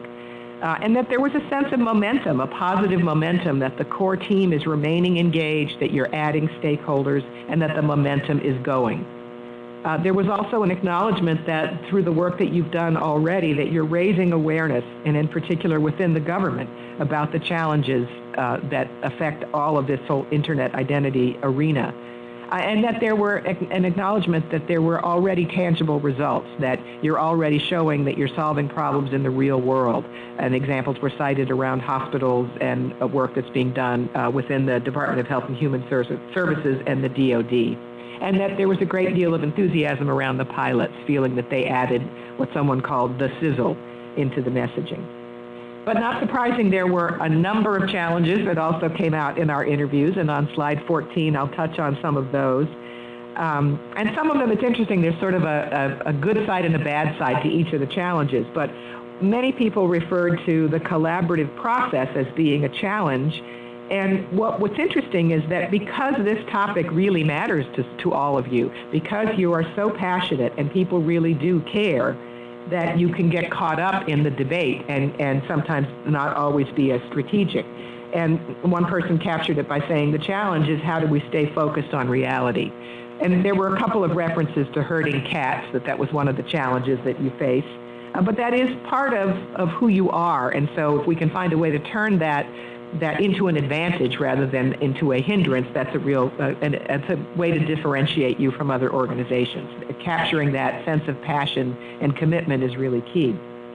We heard from many people that they were challenged personally, professionally, in their organizations to show something tangible to justify the investment of time and resources. And even in the largest organizations, they were challenged by their own organizations to justify that investment for time and travel. Bureaucracy was a theme we heard a lot in our conversations as a challenge, that there had been a lot of time spent on structure and governance and debate, and that it's time to sort of move to the next step and get to action. And we touched on this briefly just a moment ago, but the inability to articulate the return on investment was a challenge. And there was a yearning to be able to say, what is our tangible contribution after all this time and effort has been put in? So a couple more things came up in our challenges discussion, if we can go to slide 15. The notion of having contradictory requirements that are part of who you are. Having the data aggregation industry and the privacy advocates at the table. Someone said it's the elephant in the room. But in our later conversations, we really sort of see this as, this is what makes you relevant. This is why you are distinct from other organizations. And we talked about sort of how do you harness that as an advantage. It is that diversity of voices and tackling these complex issues that makes you truly unique. Some people felt that there were a number of misperceptions or non-perceptions about what IDESG is all about. And there were sort of those who spoke to the tinfoil hat crowd, the conspiracy types, the government's trying to implant a tracking chip might be one of the misperceptions, or that you're here to certify solutions as being IDESG conformant, or that you're actually going to produce an ecosystem. So correcting those misperceptions was an important challenge that people identified. Making sure that you're seen as relevant. And in the context of external events, you're challenged by sort of the daily introduction of new events that are out of your control, but that's an opportunity as well, because you can be part of the conversation. You can get into the headlines before they break as a thought leader, and there's an opportunity to harness the attention that's being paid to these issues around privacy and security. So before we go into the actual draft messaging, just a couple more things came out in our interviews that we wanted to share with you. We did ask the participants, how would you evaluate or give a grade to your satisfaction level in your engagement in IDESG? And on the next slide, on slide 16, you can see that the grade across the board came in at around a C, about an average grade. There weren't any A's, but there were very few D's, and I think maybe only one F.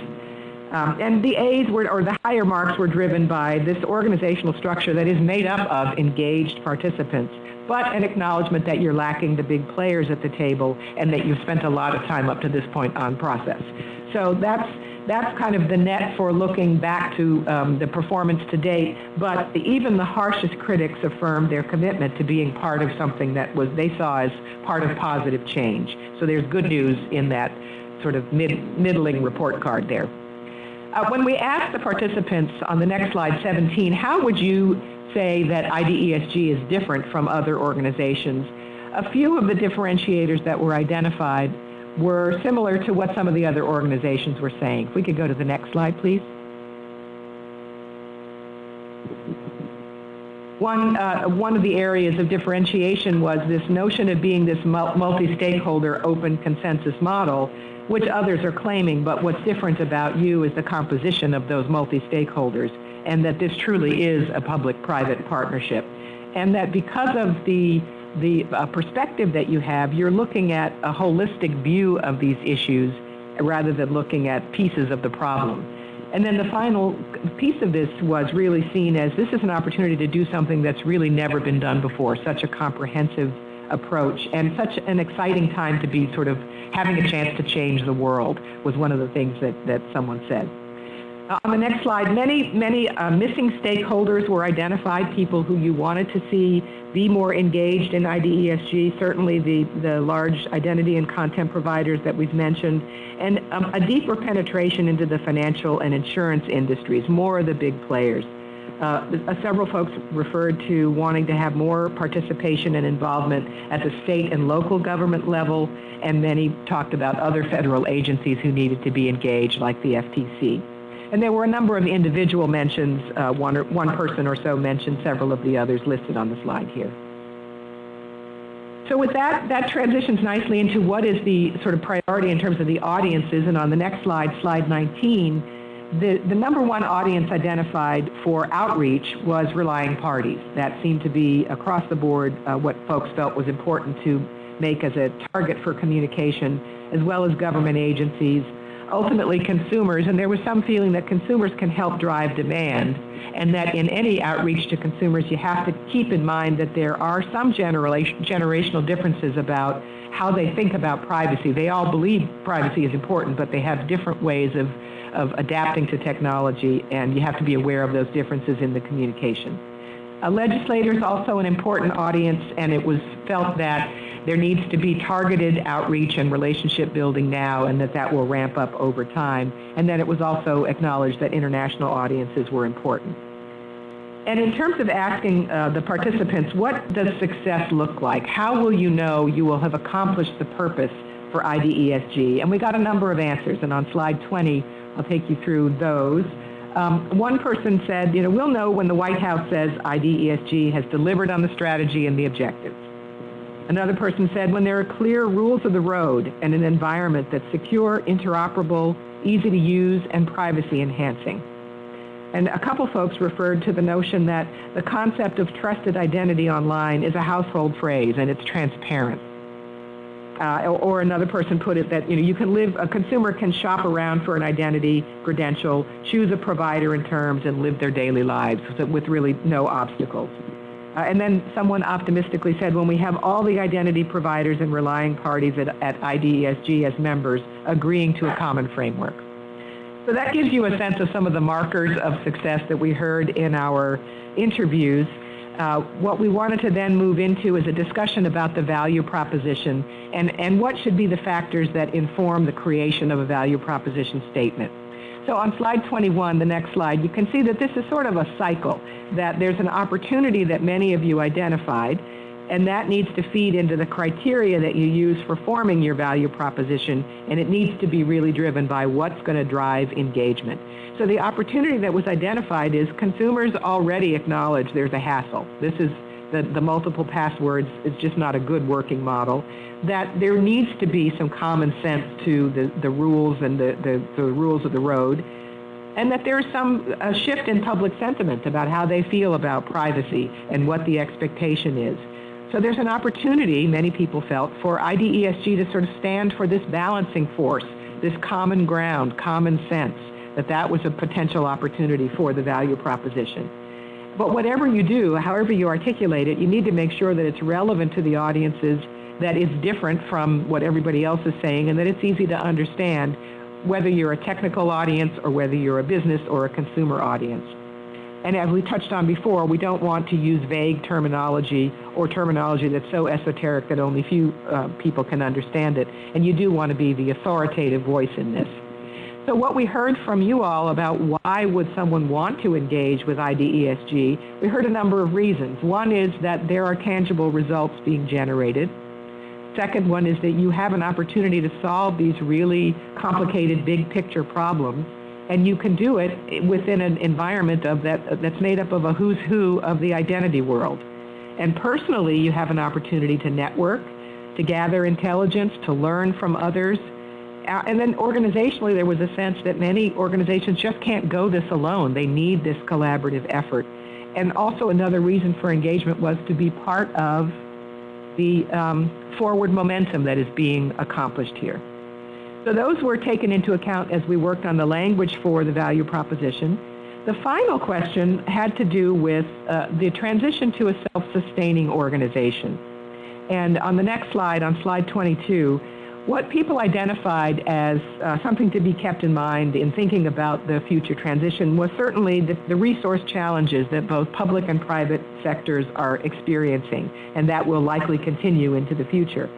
Some questioned the limits to government participation under the new structure, and many spoke to the lack of having a clear value proposition, and a recruitment strategy and action plan was a very key consideration as you go forward. With that, hopefully that gives you some background for the journey that we've been on, the process that we've undertaken. Now we'll take you into a discussion of the mission, vision, and value proposition. And first, before turning it over to Aris, I wanted to share with you what the agreements were that we've had in working with the Management Council to date. And so if we can go to slide 24, which is 2 slides ahead, there were several agreements that came out of our conversations. First was it was important to align the IDESG mission with NSTIC, with the vision and principles, that is the true north for IDESG, but it's also important to create a distinction between IDESG and NSTIC. You're not an arm of NSTIC. There is a distinction. The second important thing was, as we talked about before, to focus on the benefits and the outcomes. Even if you have to be aspirational at this point, move beyond structure and governance issues. It's time to distill what is your distinctive point of view and difference, but you need to make sure that there is what someone called a healthy dose of abstraction in the language so that it allows for flexibility and allows you to be positioned for future directions. A more active voice is important, and also using more straightforward, simple language, as we've touched on before. And then the opportunity to showcase the pilots and the practical, tangible solutions that are already coming out of IDESG is an opportunity to reinforce your thought leadership position. And there were many discussions about even highlighting and saluting the work that others are doing in this same area is a way to establish yourself as a thought leader. So that was the strategic leading into the language development that we did, and I'm going to turn it over to Aris Gardner, who's going to take you through the language draft for mission and vision. Thanks, Wendy. And as Wendy mentioned, we basically took all the information that we gathered through our discovery process and really started to think through some of the issues for your strategic plan. Next slide, please. As part of this, we really wanted to make sure that as we were thinking through the strategic plan, that we were really setting some standards in terms of how do you think through your strategic approach. So next slide. We used a standard strategic planning model, which takes you through establishing a mission, vision, developing a value proposition, so you can get started on thinking through what your goals and strategic objectives are that will eventually feed into your action plans. Next slide. So a mission for most organizations is the purpose for its existence. As Wendy mentioned, it's the why. Why should you exist? What do you bring to the table? Your vision is what you are working towards. What do you want to become? And the vision tends to be an evolving statement that typically lasts about 3 to 5 years as you work towards achieving that status. The strategic goals and strategic objectives and action plans, we have not really gotten to that level. We're still at the very high level of the mission vision planning. So next slide. Based on the information we gathered, we established some draft language that actually is going to feed into the messaging. And we wanted to make sure that we presented this slide to make some clear, or establish some clear rules of the roads as to what will be external facing and what will be internal facing. Pretty much straight from the get-go. For your mission, vision, goals, that language should be visible and public to anyone. When you talk to people, when you put it on your website, what you're talking internally and what you're showing externally has to be consistent. You couple that with your objectives, action plans, and value propositions, which will be internal tools for you to really develop the messaging. Together, that serves as a platform for how you will be speaking about IDESG. Once you've established sort of why IDESG matters, where you're heading, then you can build upon that to really talk to the various stakeholder groups and really address the needs of each stakeholder based on the information that you've already established. So just wanted to make sure we put that out there. So next slide. We took a look at the current IDES mission that it is on your website, and this is it. It is to govern and administer the identity ecosystem framework in a manner that stimulates the development and sustainability of the identity ecosystem. The IDESG will operate in accordance with the INSTIC guiding principles. For most people outside of DC or outside of the identity management community, this means absolutely nothing. It does not provide any understanding of why you exist, what you're trying to do, or what you're trying to achieve. So based on the information that we gathered through the discovery phase and through a number of working sessions that we've had with the small working group and the management council, we worked together to come up with some draft language. Next slide. So the current working draft of the mission is to cultivate a market that gives individuals and organizations greater choice, convenience, and confidence in online interactions.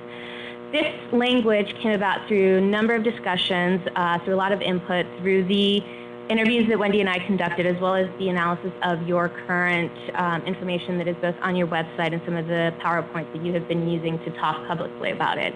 The main point that really came across is that IDESG is trying to bring about a forum that really stimulates and drives some choice, convenience, and confidence in what people are doing online. This is something that any one of you could take to various stakeholder groups and explain why you exist. There's no jargon here. It's straight to the point. It's very concise, and it's something that rolls off the tongue easily. And that's really what you're looking for in terms of your mission. It needs to be very high level. So I know there are many other components that we've talked about and we've heard from many of you that go into what IDESG does. That information feeds into your goals or to your action plans. Your mission is really the purpose for your existence. So you can quickly explain why IDESG should be in existence. So this is the current working draft that we'll be collecting some feedback on. Next slide. We also worked with the Management Council and the small working group to come up with a draft vision. Currently, you don't have a vision for IDESG, so this came about through a lot of the analysis that we did, the conversations that we had, and the working sessions that we had. So the working draft mission that we came up with was a world where people trust the security and privacy of online interactions. Again, this needs to be very aspirational, lofty. It needs to explain to people what you're trying to achieve. It does not need to include a lot of detail. It needs to roll off the tongue quickly. It needs to be concise, and you need to be able to say it to a group of stakeholders that's very, very diverse, and everyone can understand. This is where we currently stand in terms of the working draft. Again, we'll be taking input for further refinement. Next slide.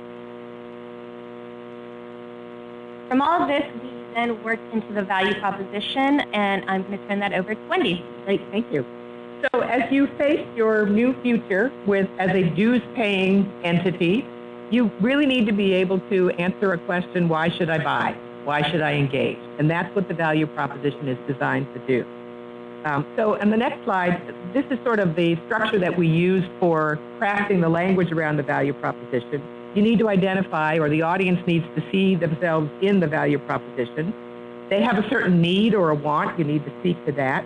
you need to address what IDESG is and does that provides a benefit for them. And the second part of the value proposition is how do you contrast or compare with other options that are out there.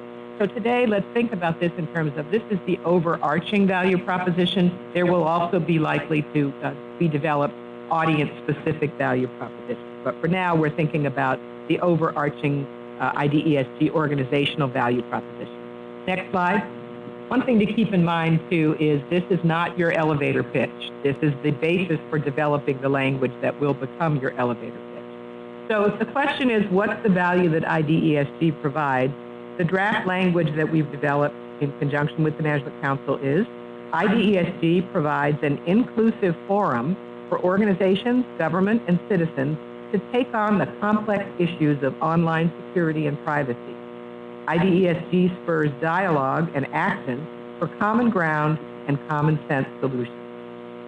So the key words there are it's an inclusive forum, it's taking on complex issues, and it's active in that IDESG is spurring dialogue and action. The benefit is that there's common ground and common sense solutions. So we think that captures the why should you engage. The second part on the next slide goes further to draw a contrast with other organizations and says our unique value comes from integrating public policy, individual perspectives, and cross-sector industry leadership and collaboration.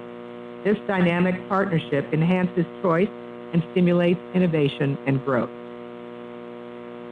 So we'll take a moment to let that sink in a bit and touch briefly next on the next steps, and then we'll open this up for feedback. Let's advance to the slide after this one, the one that says next step. Thank you.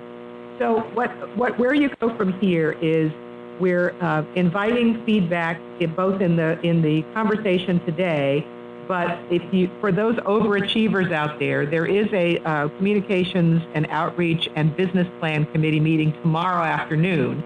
So if you can get your feedback to Jim Barnett by noon tomorrow at the very latest, that will enable it to be part of that conversation at that meeting. But for those of you who are unable to do that, the feedback should be submitted by next week as early as possible. And you can see the much coveted secret email of Jim Barnett is there at the bottom of the slide. So he is going to be welcoming your emails. And then we'll make the final refinements on the language in the first week of November. And the good news is that the next step is to start developing some concrete messaging. So we hope we've given you a sense of your why IDESG exists, the future that you envision, and the value and benefits that you provide. And we look forward to seeing and hearing the commentary. Thank you. Thanks very much. So I think at this point, so let me say a couple things, and Peter, let me just make sure that you're unmuted and on the audio. Peter Brown, that is. Peter, say something that I can hear. He's coming to the microphone. Okay. So that's good. So let me just make a few comments, and then we'll get into the Q&A. The first comment is that this, from the point of view of the IDESG, is not the end of a process, it's the beginning of a process. So we engaged our consultants to help us craft a starting point for a discussion about our mission, vision, and value proposition statement. And the Management Council and the Communications and Outreach Committee, in conjunction with Kim Little and the Business Transition Committee, is going to be taking that forward and refining it, and is going to be soliciting and acting on your input, and by your, I mean y'all's. On the other hand, while it is the beginning of a process, it is not the beginning of a really, really long process, because as I'm sure all of you are aware, when we get into next year, and as we get to the point where our NIST grant funding runs out and we become a self-sustaining corporation, we are going to be asking people to sign a check to become members. And the point of the value proposition in particular is that it is what we are going to tell people they are signing a check for. So it's important to have this done in time for people to present it to their management along with the request for membership fees. So with that, Laura, do we have anyone who has joined us in the audio channel for Q&A?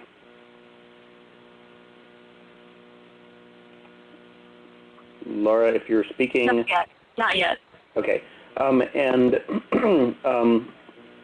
I will note that David Weitzel has typed a comment into the technical support portion of the chat rather than the general chat. David, if you would repost that in the general chat, that window, that would be good. I'll just read it out for this.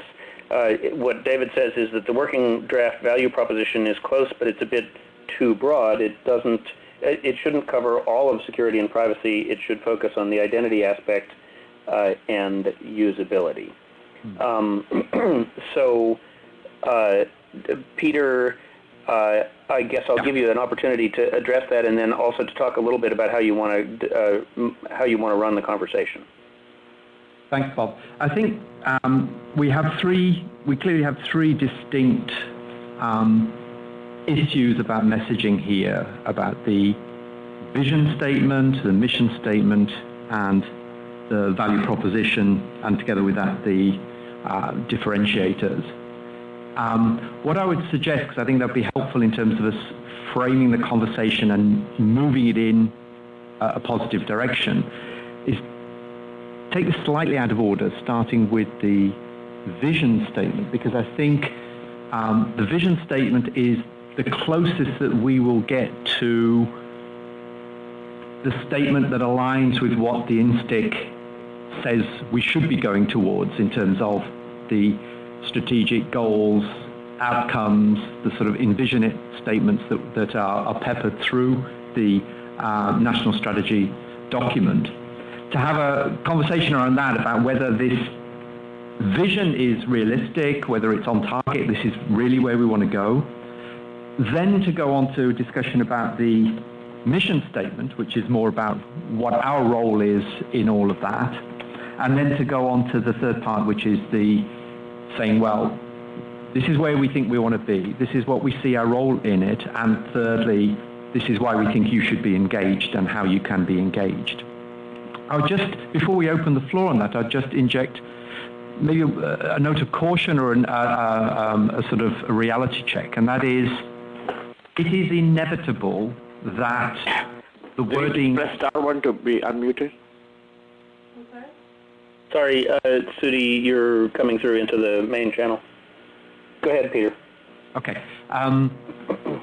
It is inevitable that the wording we have in front of us is a rough draft, and the consultants have said that very clearly, that it's a rough draft. We're going to have to polish the wording up. We're going to have to make it sharper. We're going to have to be more clear in the adjectives, the verbs, and the nouns that we use to make it crystal clear what we're trying to say in our vision, mission, and value propositions. I think the objective today is not to do any wordsmithing on the specific words that are used, but rather to try and get a sense, are we in the right ballpark? Are we talking about the right sort of things, and are we capturing the essence of what we need to capture? The second caution, I would say, and I think I saw a couple of remarks already in the chat channel on this, is there is indeed a danger that by trying to cover everything within a single statement, that we tend towards being general, that we're making statements that could apply to multiple organizations and are not necessarily distinctive for us. I think we need to be aware of that. It's not necessarily a problem, as one person said. Some of the things we're proposing could apply to many other organizations, and that's not a problem. What we need to do is to be sure, as I say, that we're looking in the right direction, that we're saying the right sort of things, and that once we've got these more clear, we can then go on to the next step. As Bob rightly said, this is only the first step of a process.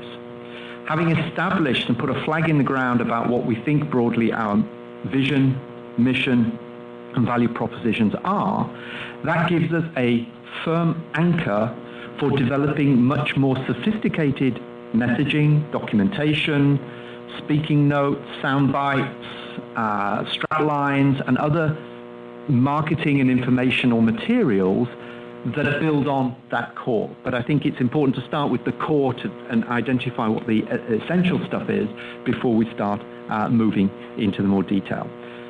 So with those preliminary comments, I would invite comments either online or audio on the issue about the draft vision statement. And as what we have in front of us is a world where people trust the security and privacy of online interactions.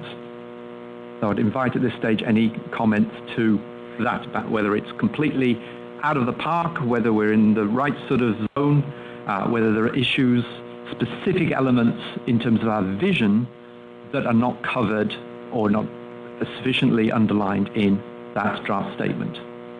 I see one comment within our room here, and maybe there are others coming up in chat. As I see one here, but I'll take that one. Okay. So Peter, do you want me to help moderate this, or are you going to moderate from the chat room? If you can moderate, I'm just when I see somebody sticking up their paw up in the room we're in, we have about 15 people here. I'll just act as sort of intermediary for that, if that's okay, Bob. Okay. So Bob, in the chat room, Laura, I have a question. Yes, Laura. We actually have a call-in user, so I just wanted to know the best way to do that. Would you rather read some chat questions, or would you rather go to the call-in user? Well, let me go first to the question that Stuart Shapiro raised in the chat, and then we'll go to the audio channel. So Stuart raises the point that this statement is rather broad, and that there's a danger that people may read into it things that are not only things that we can't deliver, but things that we don't really intend to deliver. So, Peter, I don't know how you want to handle replying in terms of discussing it, or just in terms of taking it down as a point to be integrated into the discussion going forward. Without getting into sort of wordsmithing, I think the point is valid. The question I would just push back is, if it is too broad, or there is something we're saying that shouldn't be said, or we're not saying something that should be said, can you give a sense of what those elements are? So just, again, not so that we can do the wordsmithing on the fly, but just, if I compare that with, for example, Colin Wallace's comment where he says, an internet world, well, yes, we thought about, any qualifiers. Do we talk about only online world, digital world, internet world?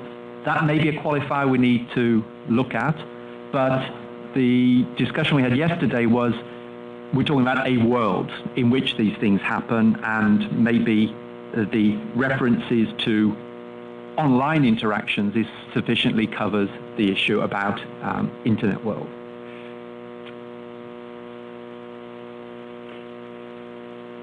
So I'm facing a practical problem, which is, the comments come in so fast that there's... I agree. So I want to go next to the audio channel. Yeah, okay, thanks. So Laura. Hi, can you hear me? This is Anna Slomovec. Yes, hi Anna. Go ahead. I just wanted to make a comment that while the vision, I agree with Stuart's comments on the vision that it really goes way beyond identity, but my bigger concern is that the mission is inconsistent with either the vision or the value proposition, because the value proposition and the vision talk about more than an economic concept or more than economic construct. It's more than a market, because the government is involved, the citizens are involved, and the mission is all about cultivating a market, which is actually fairly limited to economic considerations. I'm finding it a little bit disturbing. Okay. I would agree with that comment, and I think there's several people in this room at least are nodding to that as well, and I think that's definitely something we need to address. So one other comment, Bob, so Peter, hold on, Peter. That one wasn't typed into the chat room, so let's make sure, Kay, that we capture Anna's comments.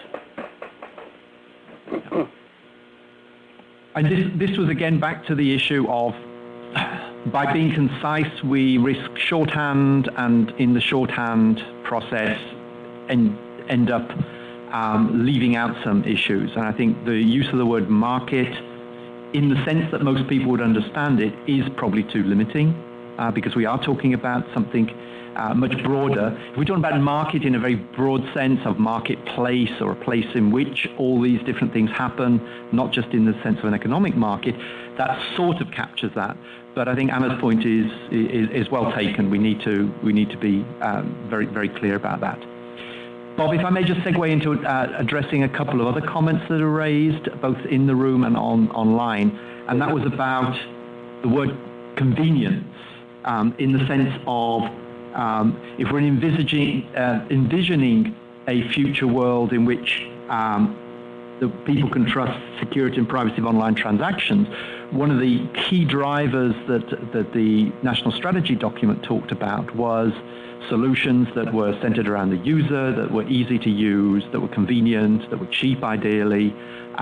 So I think trying to capture within that draft vision statement that keyword convenience, however we word that, I think that's a good point taken. I think we just got to capture that. Back to you, Bob. Okay, so we have a large number of comments. Many of them are rather specific suggestions about individual words. I think I'll go past those and go to some of them that present broader points. So Joni Brennan makes a comment that says the vision should include, quote, by ... example. I don't know exactly what that means, Joni. If you could clarify that, the ellipsis confuses me. But Dan Chenok notes that the vision statement doesn't address usability or interoperability, and so only gets 2 of the 4 ANSTIC principles. And so I guess... Bob, I can actually address, I think I can respond to both of those. Joni's point, if I understand it correctly, when you're saying by, it means in terms of the particular time frame. Oh, how this will be done. Okay. Quick segue there. Those elements of how it's done and when it's done by are at a level beneath the vision statement, in my opinion. You then start talking about that Wendy introduced right at the beginning, the next stage in terms of strategic goals and development of strategic objectives. What we try and capture in the vision statement, and I don't want to promote any one company here, but the old vision statement of Microsoft was a PC in every home and on every desk. It didn't say how they were going to do that or when they were going to do it by. It was just the crisp statement that sticks in people's minds about what the vision of the company is. And I think that's what we're trying to capture here, is the succinct element of where we see this organization to be taking the world of trusted online interactions, and the methods we use take on to do that, and the time frame we do that, is part of the strategic goals and the strategic the strategy and operationalization of that vision. So I'll move on to Jerry Hickinson's comments. He agrees that the vision statement is too broad and asserts that we're working on the security and privacy of online identification and exchange of personal data, not of all online interactions. That seems to me to be a good point. So that's then a question of trying to find wording which tightens the scope rather than adding something in. Is that correct? In the sense of trying to focus on those specific issues. Yeah. Yeah, and that goes well with Judith Fleener's point that the current vision doesn't say anything about identity, which, given that identity is the first 2 letters in our acronym, seems an odd omission. a mission or commission. I think it's actually a commission in the sense that in the discussions we had leading up to today, we actually went around the houses several times on this, and the general feeling was that it's, okay, you could say it's implicit in the overall organizational structure, but there is so much that could be said about identity as a clear factor in terms of that defines our mission and vision, that if we put it succinctly, we're not actually going to be capturing anything of any value, whereas the issue of identity is wrapped up operationally in terms of the sort of identity ecosystem that we want to see evolve and in the rules of the framework that we'll be developing. What I've tried to capture, I think, which is more pertinent, is that comment about emphasizing our usability, that we're talking about interactions that are very close to issues around personal data and use of personal data in interactions, which I think are much more pertinent to vision than just slipping in the word identity in a way which might not be very helpful in such a crisp vision statement. So I want to make sure that we get to Andre Boysen's comment, which is, he says literally, conceptually, we want to get across the idea of allowing users to get what they came for while minimizing what they have to provide to get it. I think that's a great statement. That's my gut reaction. It's a great statement. I'd love that we can. I'd love to see how we can capture that and bring that in. And Andre follows up by saying users care about getting stuff done, relying parties care about business assurance, and there's a trade-off. Yeah. And so Stuart Shapiro cautions us that we're going to end up with a word salad if we try to tick off every box in the vision statement, and he thinks that we need to focus on the experience we want to create and achieve. And he says that in this sense he agrees with the approach the draft vision is trying to take. It just needs to articulate a more focused experience. On that one, Bob, can I just ask Jim Barnett to comment on that, because we did have several rounds on this also with the consultants. Jim, please, Jim. To push back ever so briefly on the idea that we should be limiting this vision statement, because as we've been discussing here, people, our members don't care about identity. They don't know what identity is. And so what they care about is being able to do things online. So if we start limiting our vision, then we start making it just not relevant to them. Ideally, we want a world in which, they don't have to think about their digital identity. It's just there for them, and it's safe and it's secure. So I just want to offer that as a counterpoint to the idea about narrowing this vision statement. And we can get to those things, I think, a level or two down, as Peter mentioned. So I think, Peter, what I'm hearing is that the two main points of conversation are the inclusion or exclusion of something specific about identity on the one hand, and the discussion about narrow versus broad focus on the other hand. Yes, and the elements where there seem to be at least some convergence, or I hesitate to use the word consensus because people jump down my throat because if somebody objects to it, but the key words that I noted that we need to try and capture in some way were convenience, usability, and limits on use of personal data, or transactions in which the personal data release is limited as much as possible. Yeah, and I guess I'd like to add in Andre's notion of the trade-off between the interests of the RP and the user.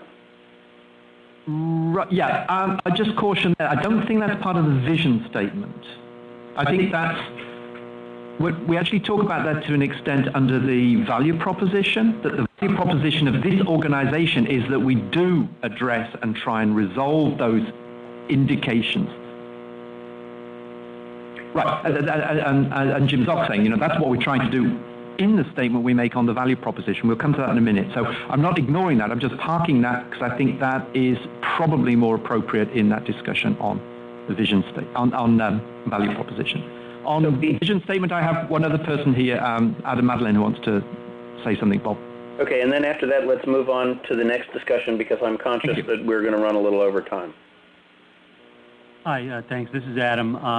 I just want to reiterate, I think maybe in the summary, I didn't hear what I thought was the most important point, is that we are not enabling the entire interaction. We're enabling, one part of the interaction. Coming from a security company and knowing that security can, mean a lot of things in an online interaction. But at the same time, I do like the concept of not including identity in the vision and keeping it very broad. So the key point is related to not the entire interaction that we're focused on. Okay.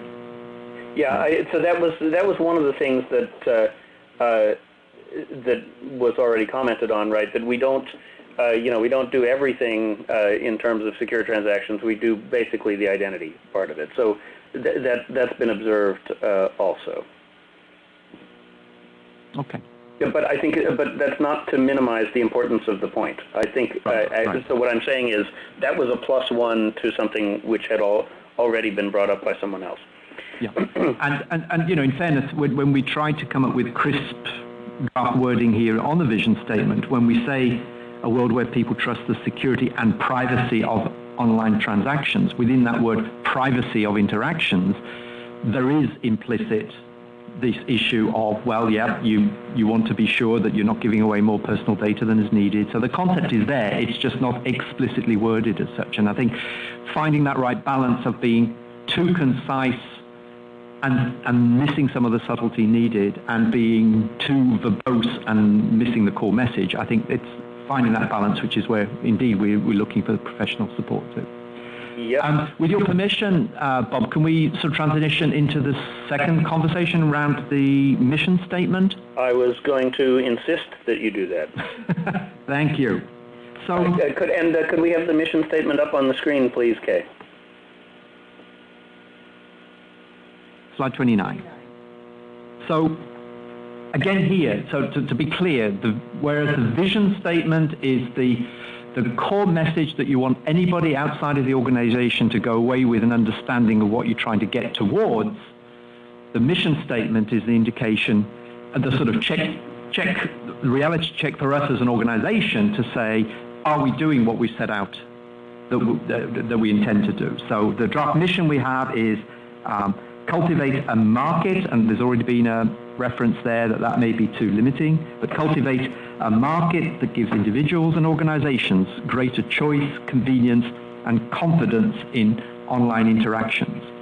So this wording comes up very much as a result of this discussion about what is the core mission of the organization? What are we trying to achieve? We're not developing a private company which is going to be taxing transactions and certifying bodies to deal with online transactions. It's more of a body which is trying to encourage the sort of behavior and provide, and this is where the word market came from, provide a space, might be a better way of putting it, although it's a bit vague, a space in which all of these individuals and organizations can improve the choice, convenience, and confidence in online interactions. But I open the floor there to comments. I'm trying to follow them on screen myself.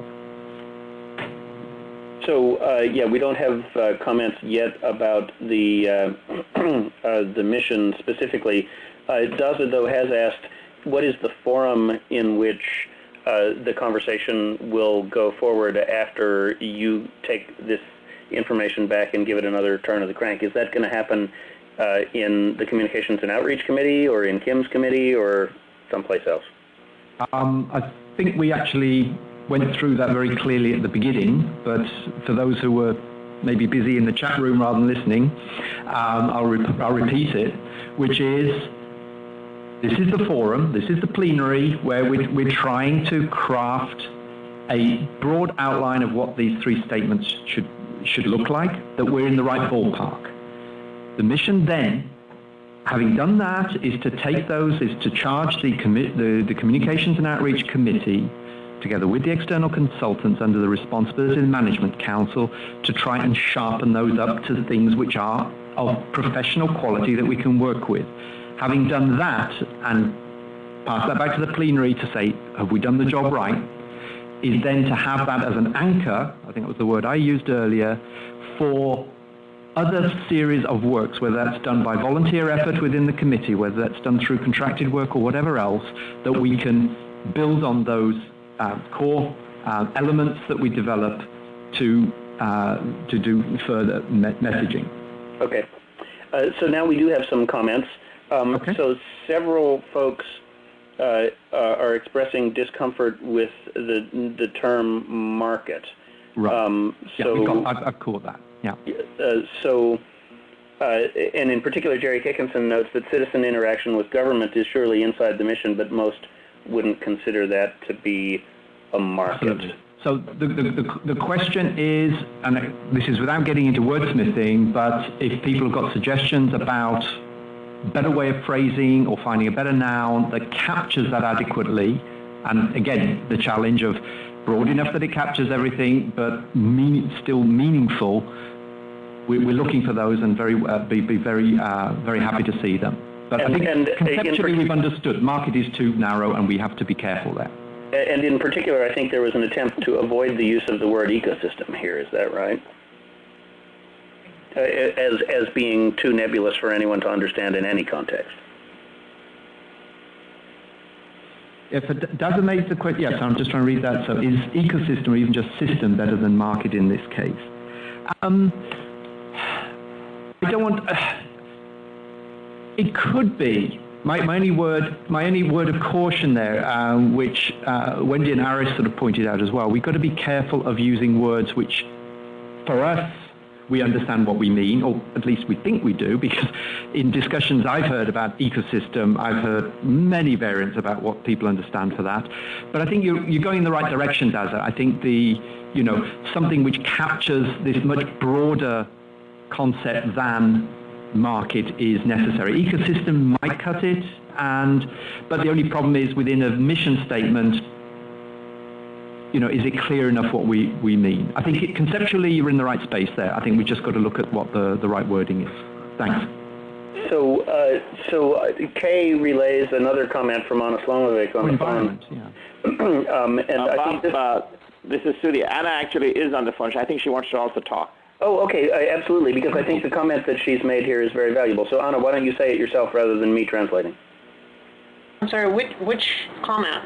The comment about framing the mission in purely economic terms. Oh, yeah. That, I think, is related to the market comment, because to me, market is a purely economic concept. And we're not talking about a purely economic concept. We're talking a societal concept. Correct. So I think in that conversation about finding another word for market, I think we will capture the essence of the comment that I was making. But I do want to be thumbs up to the word environment, and I think that's, again, getting closer to the sort of word that would be useful there. So I do think it's important to note that there are interactions that are explicitly in our scope, which are non-market interactions, and that we have also non-economic goals, non-economic goods in mind. Yeah, and that's why I think the word market is probably not the right word here. Yeah, so did you also want to say something else, Anna? No, that was what I was after. Thank you, that's very helpful.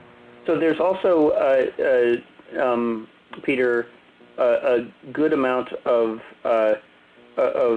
traffic in the chat room indicating that the word cultivate it seems not to be easy to understand and might need some explanation or might need to be replaced. Yeah, I'd agree with that.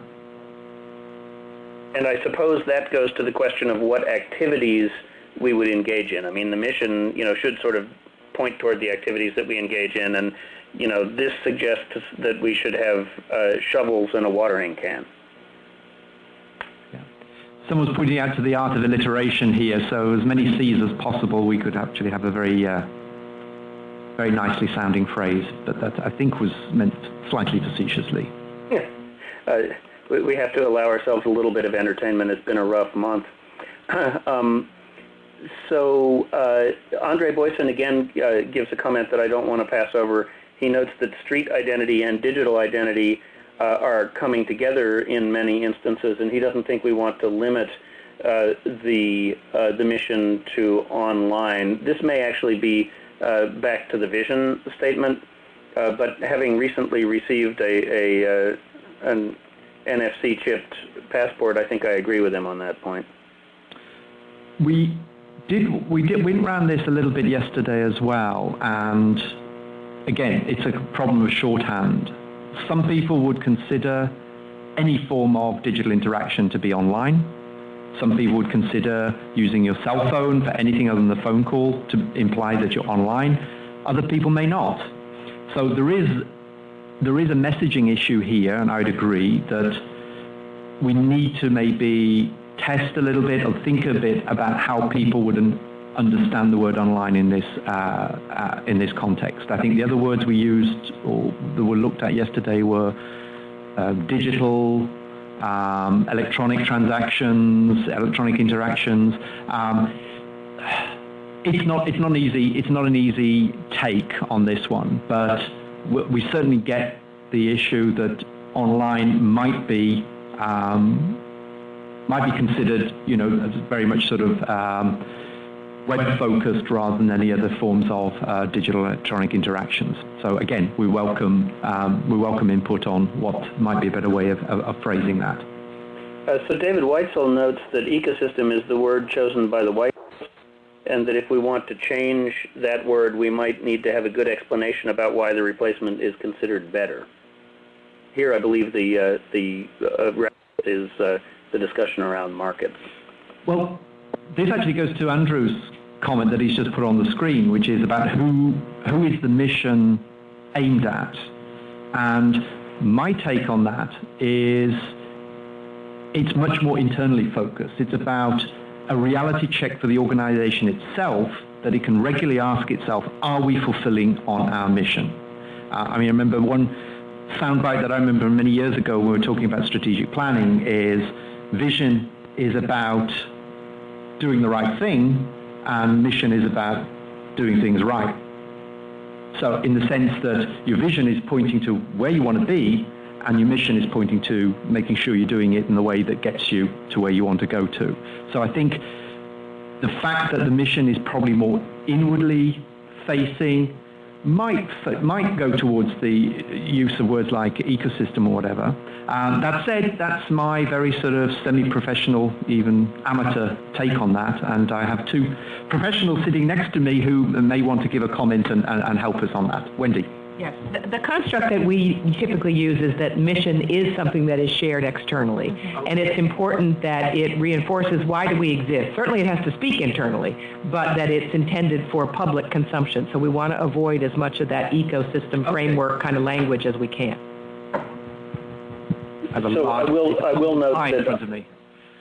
note that Andre Boyson endorses the use of the term market because he observes that we do need to demonstrate to providers that it's economically viable to participate.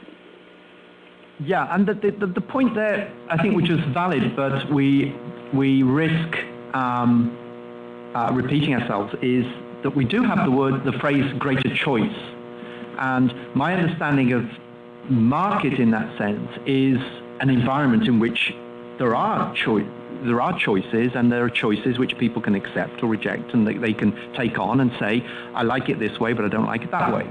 So if we're talking about addressing Anna's point that market is too limiting because it's not just about economics and economic transactions, and broadening that statement to the talk about environment, in which that may be citizen to government interactions as much as citizen to citizen or consumer to business or business to business, the issue of greater choice, I think, addresses the issue of the more market-type issues of supply and demand and of choice and of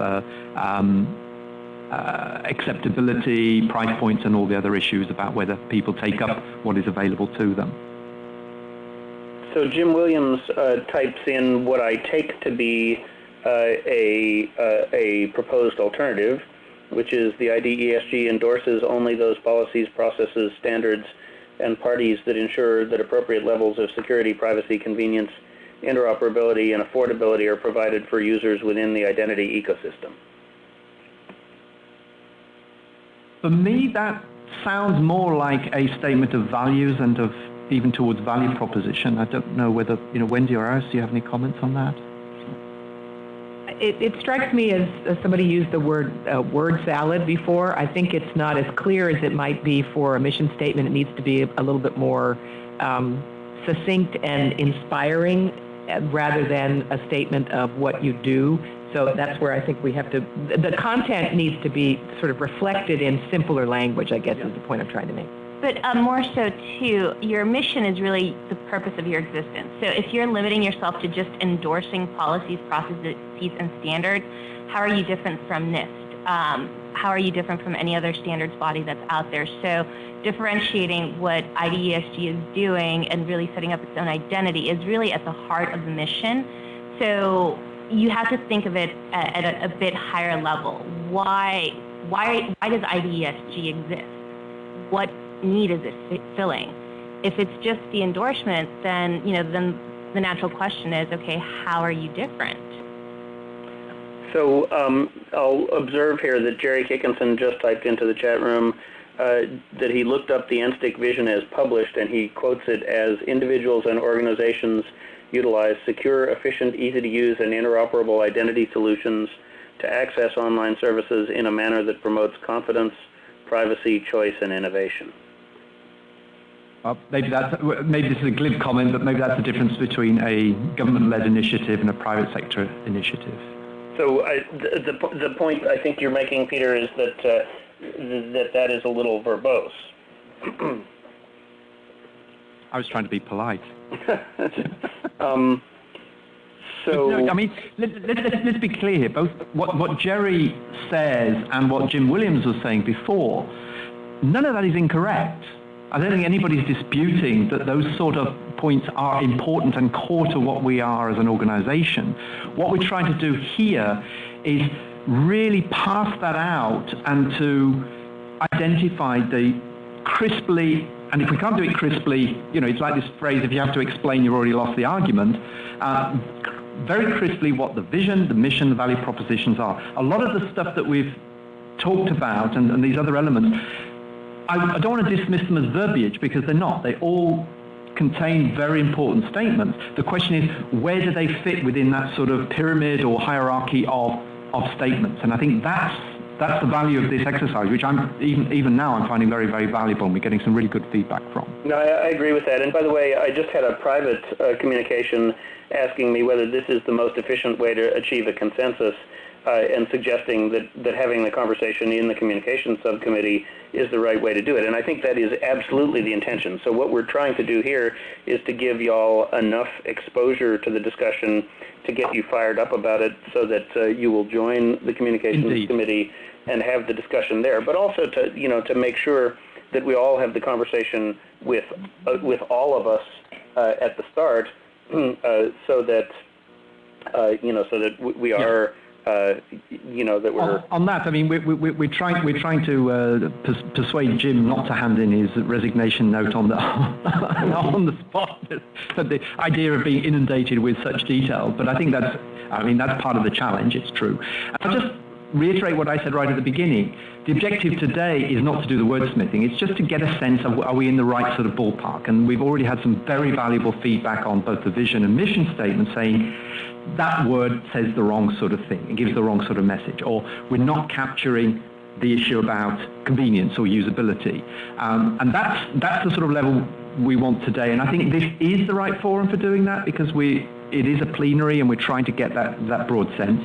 But it's still the start of a process. And when if people are putting in very detailed ideas to take it further forward, I think that's part of that sort of hierarchy of statements we want. That is definitely, Jim would be looking forward to getting more hands on deck to help with the work that goes on, taking that further forward.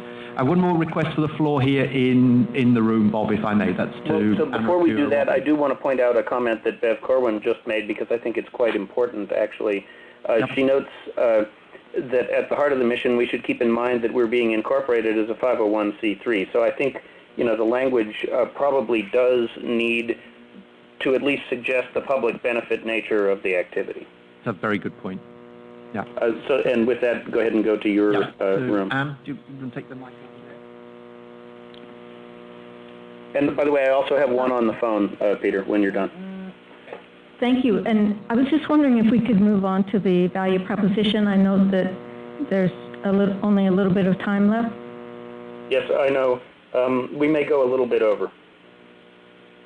So I guess from the outset, you use the singular. So do you really think that it's appropriate or achievable to create one value proposition that is going to speak to all these different stakeholders? And if not, how will that be addressed, or what kind of process would be in play for that? That's one question I had. I had a couple of them. Peter, I think that's addressed to you. Wendy's going to take that. Hi, thank you, Ann. That's a good point. We did consider this to be sort of the overarching institutional value proposition, sort of the highest altitude value proposition, and that there would need to be individual versions of it crafted to meet the audiences that once they're prioritized and identified. So if it's members or prospective members, or if it's the public, you might create slightly different versions of it to appeal to those audience members. And that would be part of what the Communications Committee will be working on. Does that answer your question? Thank you. And does it answer the question? In some ways, but it still assumes that there's one basic, somewhat overarching value proposition that's possible. I don't know that that's true exactly, and so I'm concerned about that.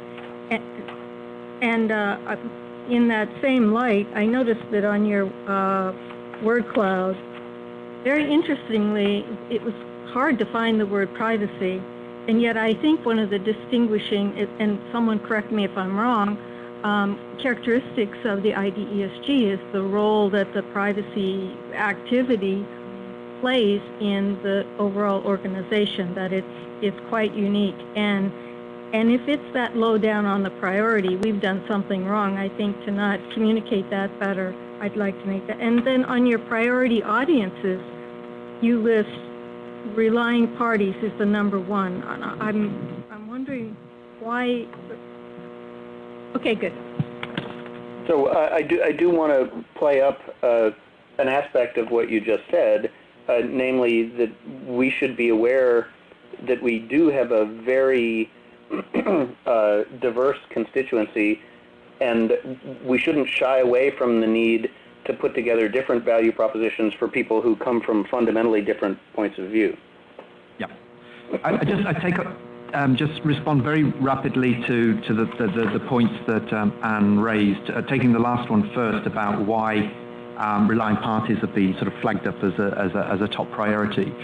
The basic reason for that is from day one, back in Chicago when we launched the organization. This message is for Jay Andrew Howard. My name is Eric Jackstad. I'm with Hey, Eric Jackstad, you're unmuted. And we have a online plenary meeting going on right now. Hello, can you mute your line, please? Eric Jackstad, you need to mute your line. I think they have done. Okay. Okay, so from day one, from the outset, we recognized that of all the types of stakeholder categories and stakeholder engagements that we thought was essential to the future identity ecosystem, the relying parties was the singular, seriously underrepresented stakeholder category. So that was the case from day one, it's still the case today. So that's why it's not that it's getting some sort of special treatment, but there was a recognition that that is a priority audience which is not being adequately addressed at any level. And that's reflected both in the number of relying parties that are members of the organization, but also in terms of the central role they play in terms of a future ecosystem. So that's something very, very summarily why that was where it is. On the word cloud is a reflection of keywords that were out there, not necessarily a reflection of what's important. And the fact that privacy is central is down. It's one of the key words in the 15 or 12 words that there in the. I don't care how many times it's in the word cloud. I mean, it may have, the point is, it's there in our vision statement. Privacy is important, and that's why it's one of the key words. So we need to move on relatively quickly. Yeah, exactly. I do have Daza in the queue to make a very short comment here. Daza, we've got to hurry because we have about 5 minutes to wrap up, and we may not get through a huge amount of detail on the value proposition discussion. But one thing that everyone should be aware of is that we are recording the chat log, and this will all be provided as input to the committee as it moves forward with this work. So Daza. Okay, thank you. So I'm putting my comments into the chat as well. But basically, it strikes me that this is solid draft, but it's I think needs a major revision over time, and to meet the following things. The first one is I don't think that the 4 principles do come out adequately in this, even in a better worded, more elegant manner. And people have mentioned some that are missing, but specifically what's missing is the idea that the purpose of IDESG is to create a place where the right stakeholders can make a deal, basically, that we call this identity ecosystem framework, where the rules and the processes and the standards that reflect that are agreeable in terms of privacy and liberties, as well as technology, industry interests, and other interests, can be agreed and published by a legitimate body. We have that opportunity right now. It's been funded. The pain of the governance that's adequate to that task is a sunk cost. The people put the time in. It's been funded. You have it. And so I think I would like to see the mission reflect that this group intends to result in basically a new deal on data. I don't know how else to put it. That's Sandy Pentland's words. The only other thing is we better think about short and long term, because short term, we're not going to do the vision and the mission. It's a long process, and the value proposition and the rallying cry for the first 2 or 3 years is going to be different from the longer term, and it might be helpful to be more articulate about shorter and longer term vision and mission. Thank you. Thanks, Daza, and I transcribed that comment that you put in the technical support chat into the general chat. So I will note that that's a good transition to the value proposition discussion, and a good transition specifically to what Andre Boyson has just typed in, namely that the value proposition should get across the users, providers, and subscribers balance, and how what each one gives and gets in order to allow transactions to happen. So Peter, I also have a comment from Dan Chenok here that the value proposition should be outcome-based. What positive results will organizations get from IDESG? And right now he observes that it's focused on being a forum for discussion rather than on specific outcomes.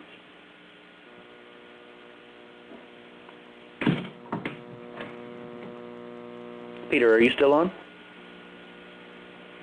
Peter, if you're still on, you're muted. Uh-oh. Kay says that the microphone has stopped working in the venue where Peter and the consultants are located. So I'll note that George Dobbs has +1 Dan Chenok's comment.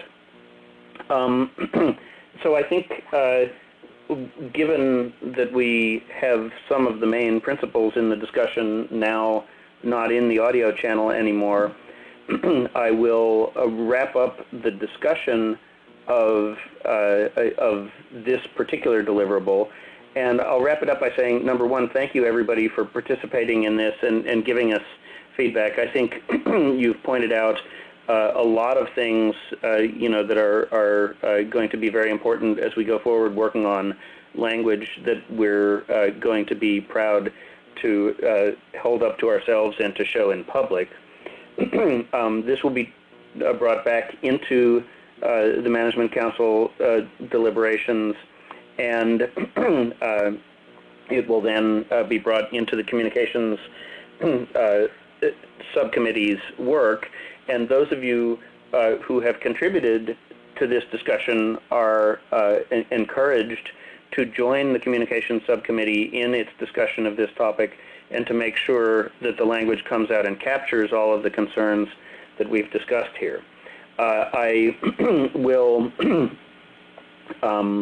I'll wrap this part of the discussion up, and I will go to a discussion of what the rest of the week's agenda looks like before I adjourn you to go to committee breakouts. So tomorrow is almost entirely dedicated to committee working group meetings. From 10 to 11:30 Eastern, we have parallel meetings of functional model, financial services, and international coordination. Then from 12:30 to 2 Eastern, we have the privacy coordination group and TFTM. From 1 to 2 Eastern, overlapping with that previous session, we have the policy coordination committee breakout. From 2:30 to 4, we have a joint security standards, privacy, TFTM, and attributes meeting. And then in parallel with that, we have the healthcare meeting. And then from 3 to 4, partially overlapping the previous sessions, we have joint business plan subcommittee and communications and outreach. And then at 4:30 to 5:30, we will have the chairs meeting and debrief as we had at our last meeting. Then on Friday, we will come back together for committee report outs. We'll have a session of an hour dedicated to any new business that anyone would like to bring up. And we will have a closing wrap-up session and next steps for the January plenary. So I hope that you will attend the committee meetings and continue to do the work of the organization. I hope that we'll have Jeremy and some of the NSTIC folks back on Friday pending some votes in Congress. Your communications today in the chat room will be captured and will be given to the relevant committees. The agenda on the IDESG website has links and instructions on how to attend the breakout sessions tomorrow.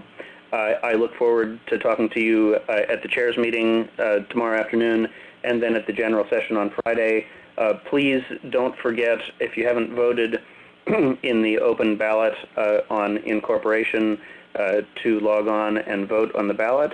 And for those in D.C., after the closing session today, there will be happy hour at Gordon Biersch Brewery in D.C.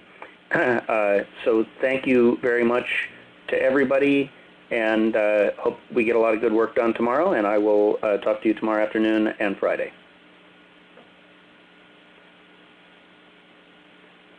Thank you. This does conclude today's conference call. You may now disconnect.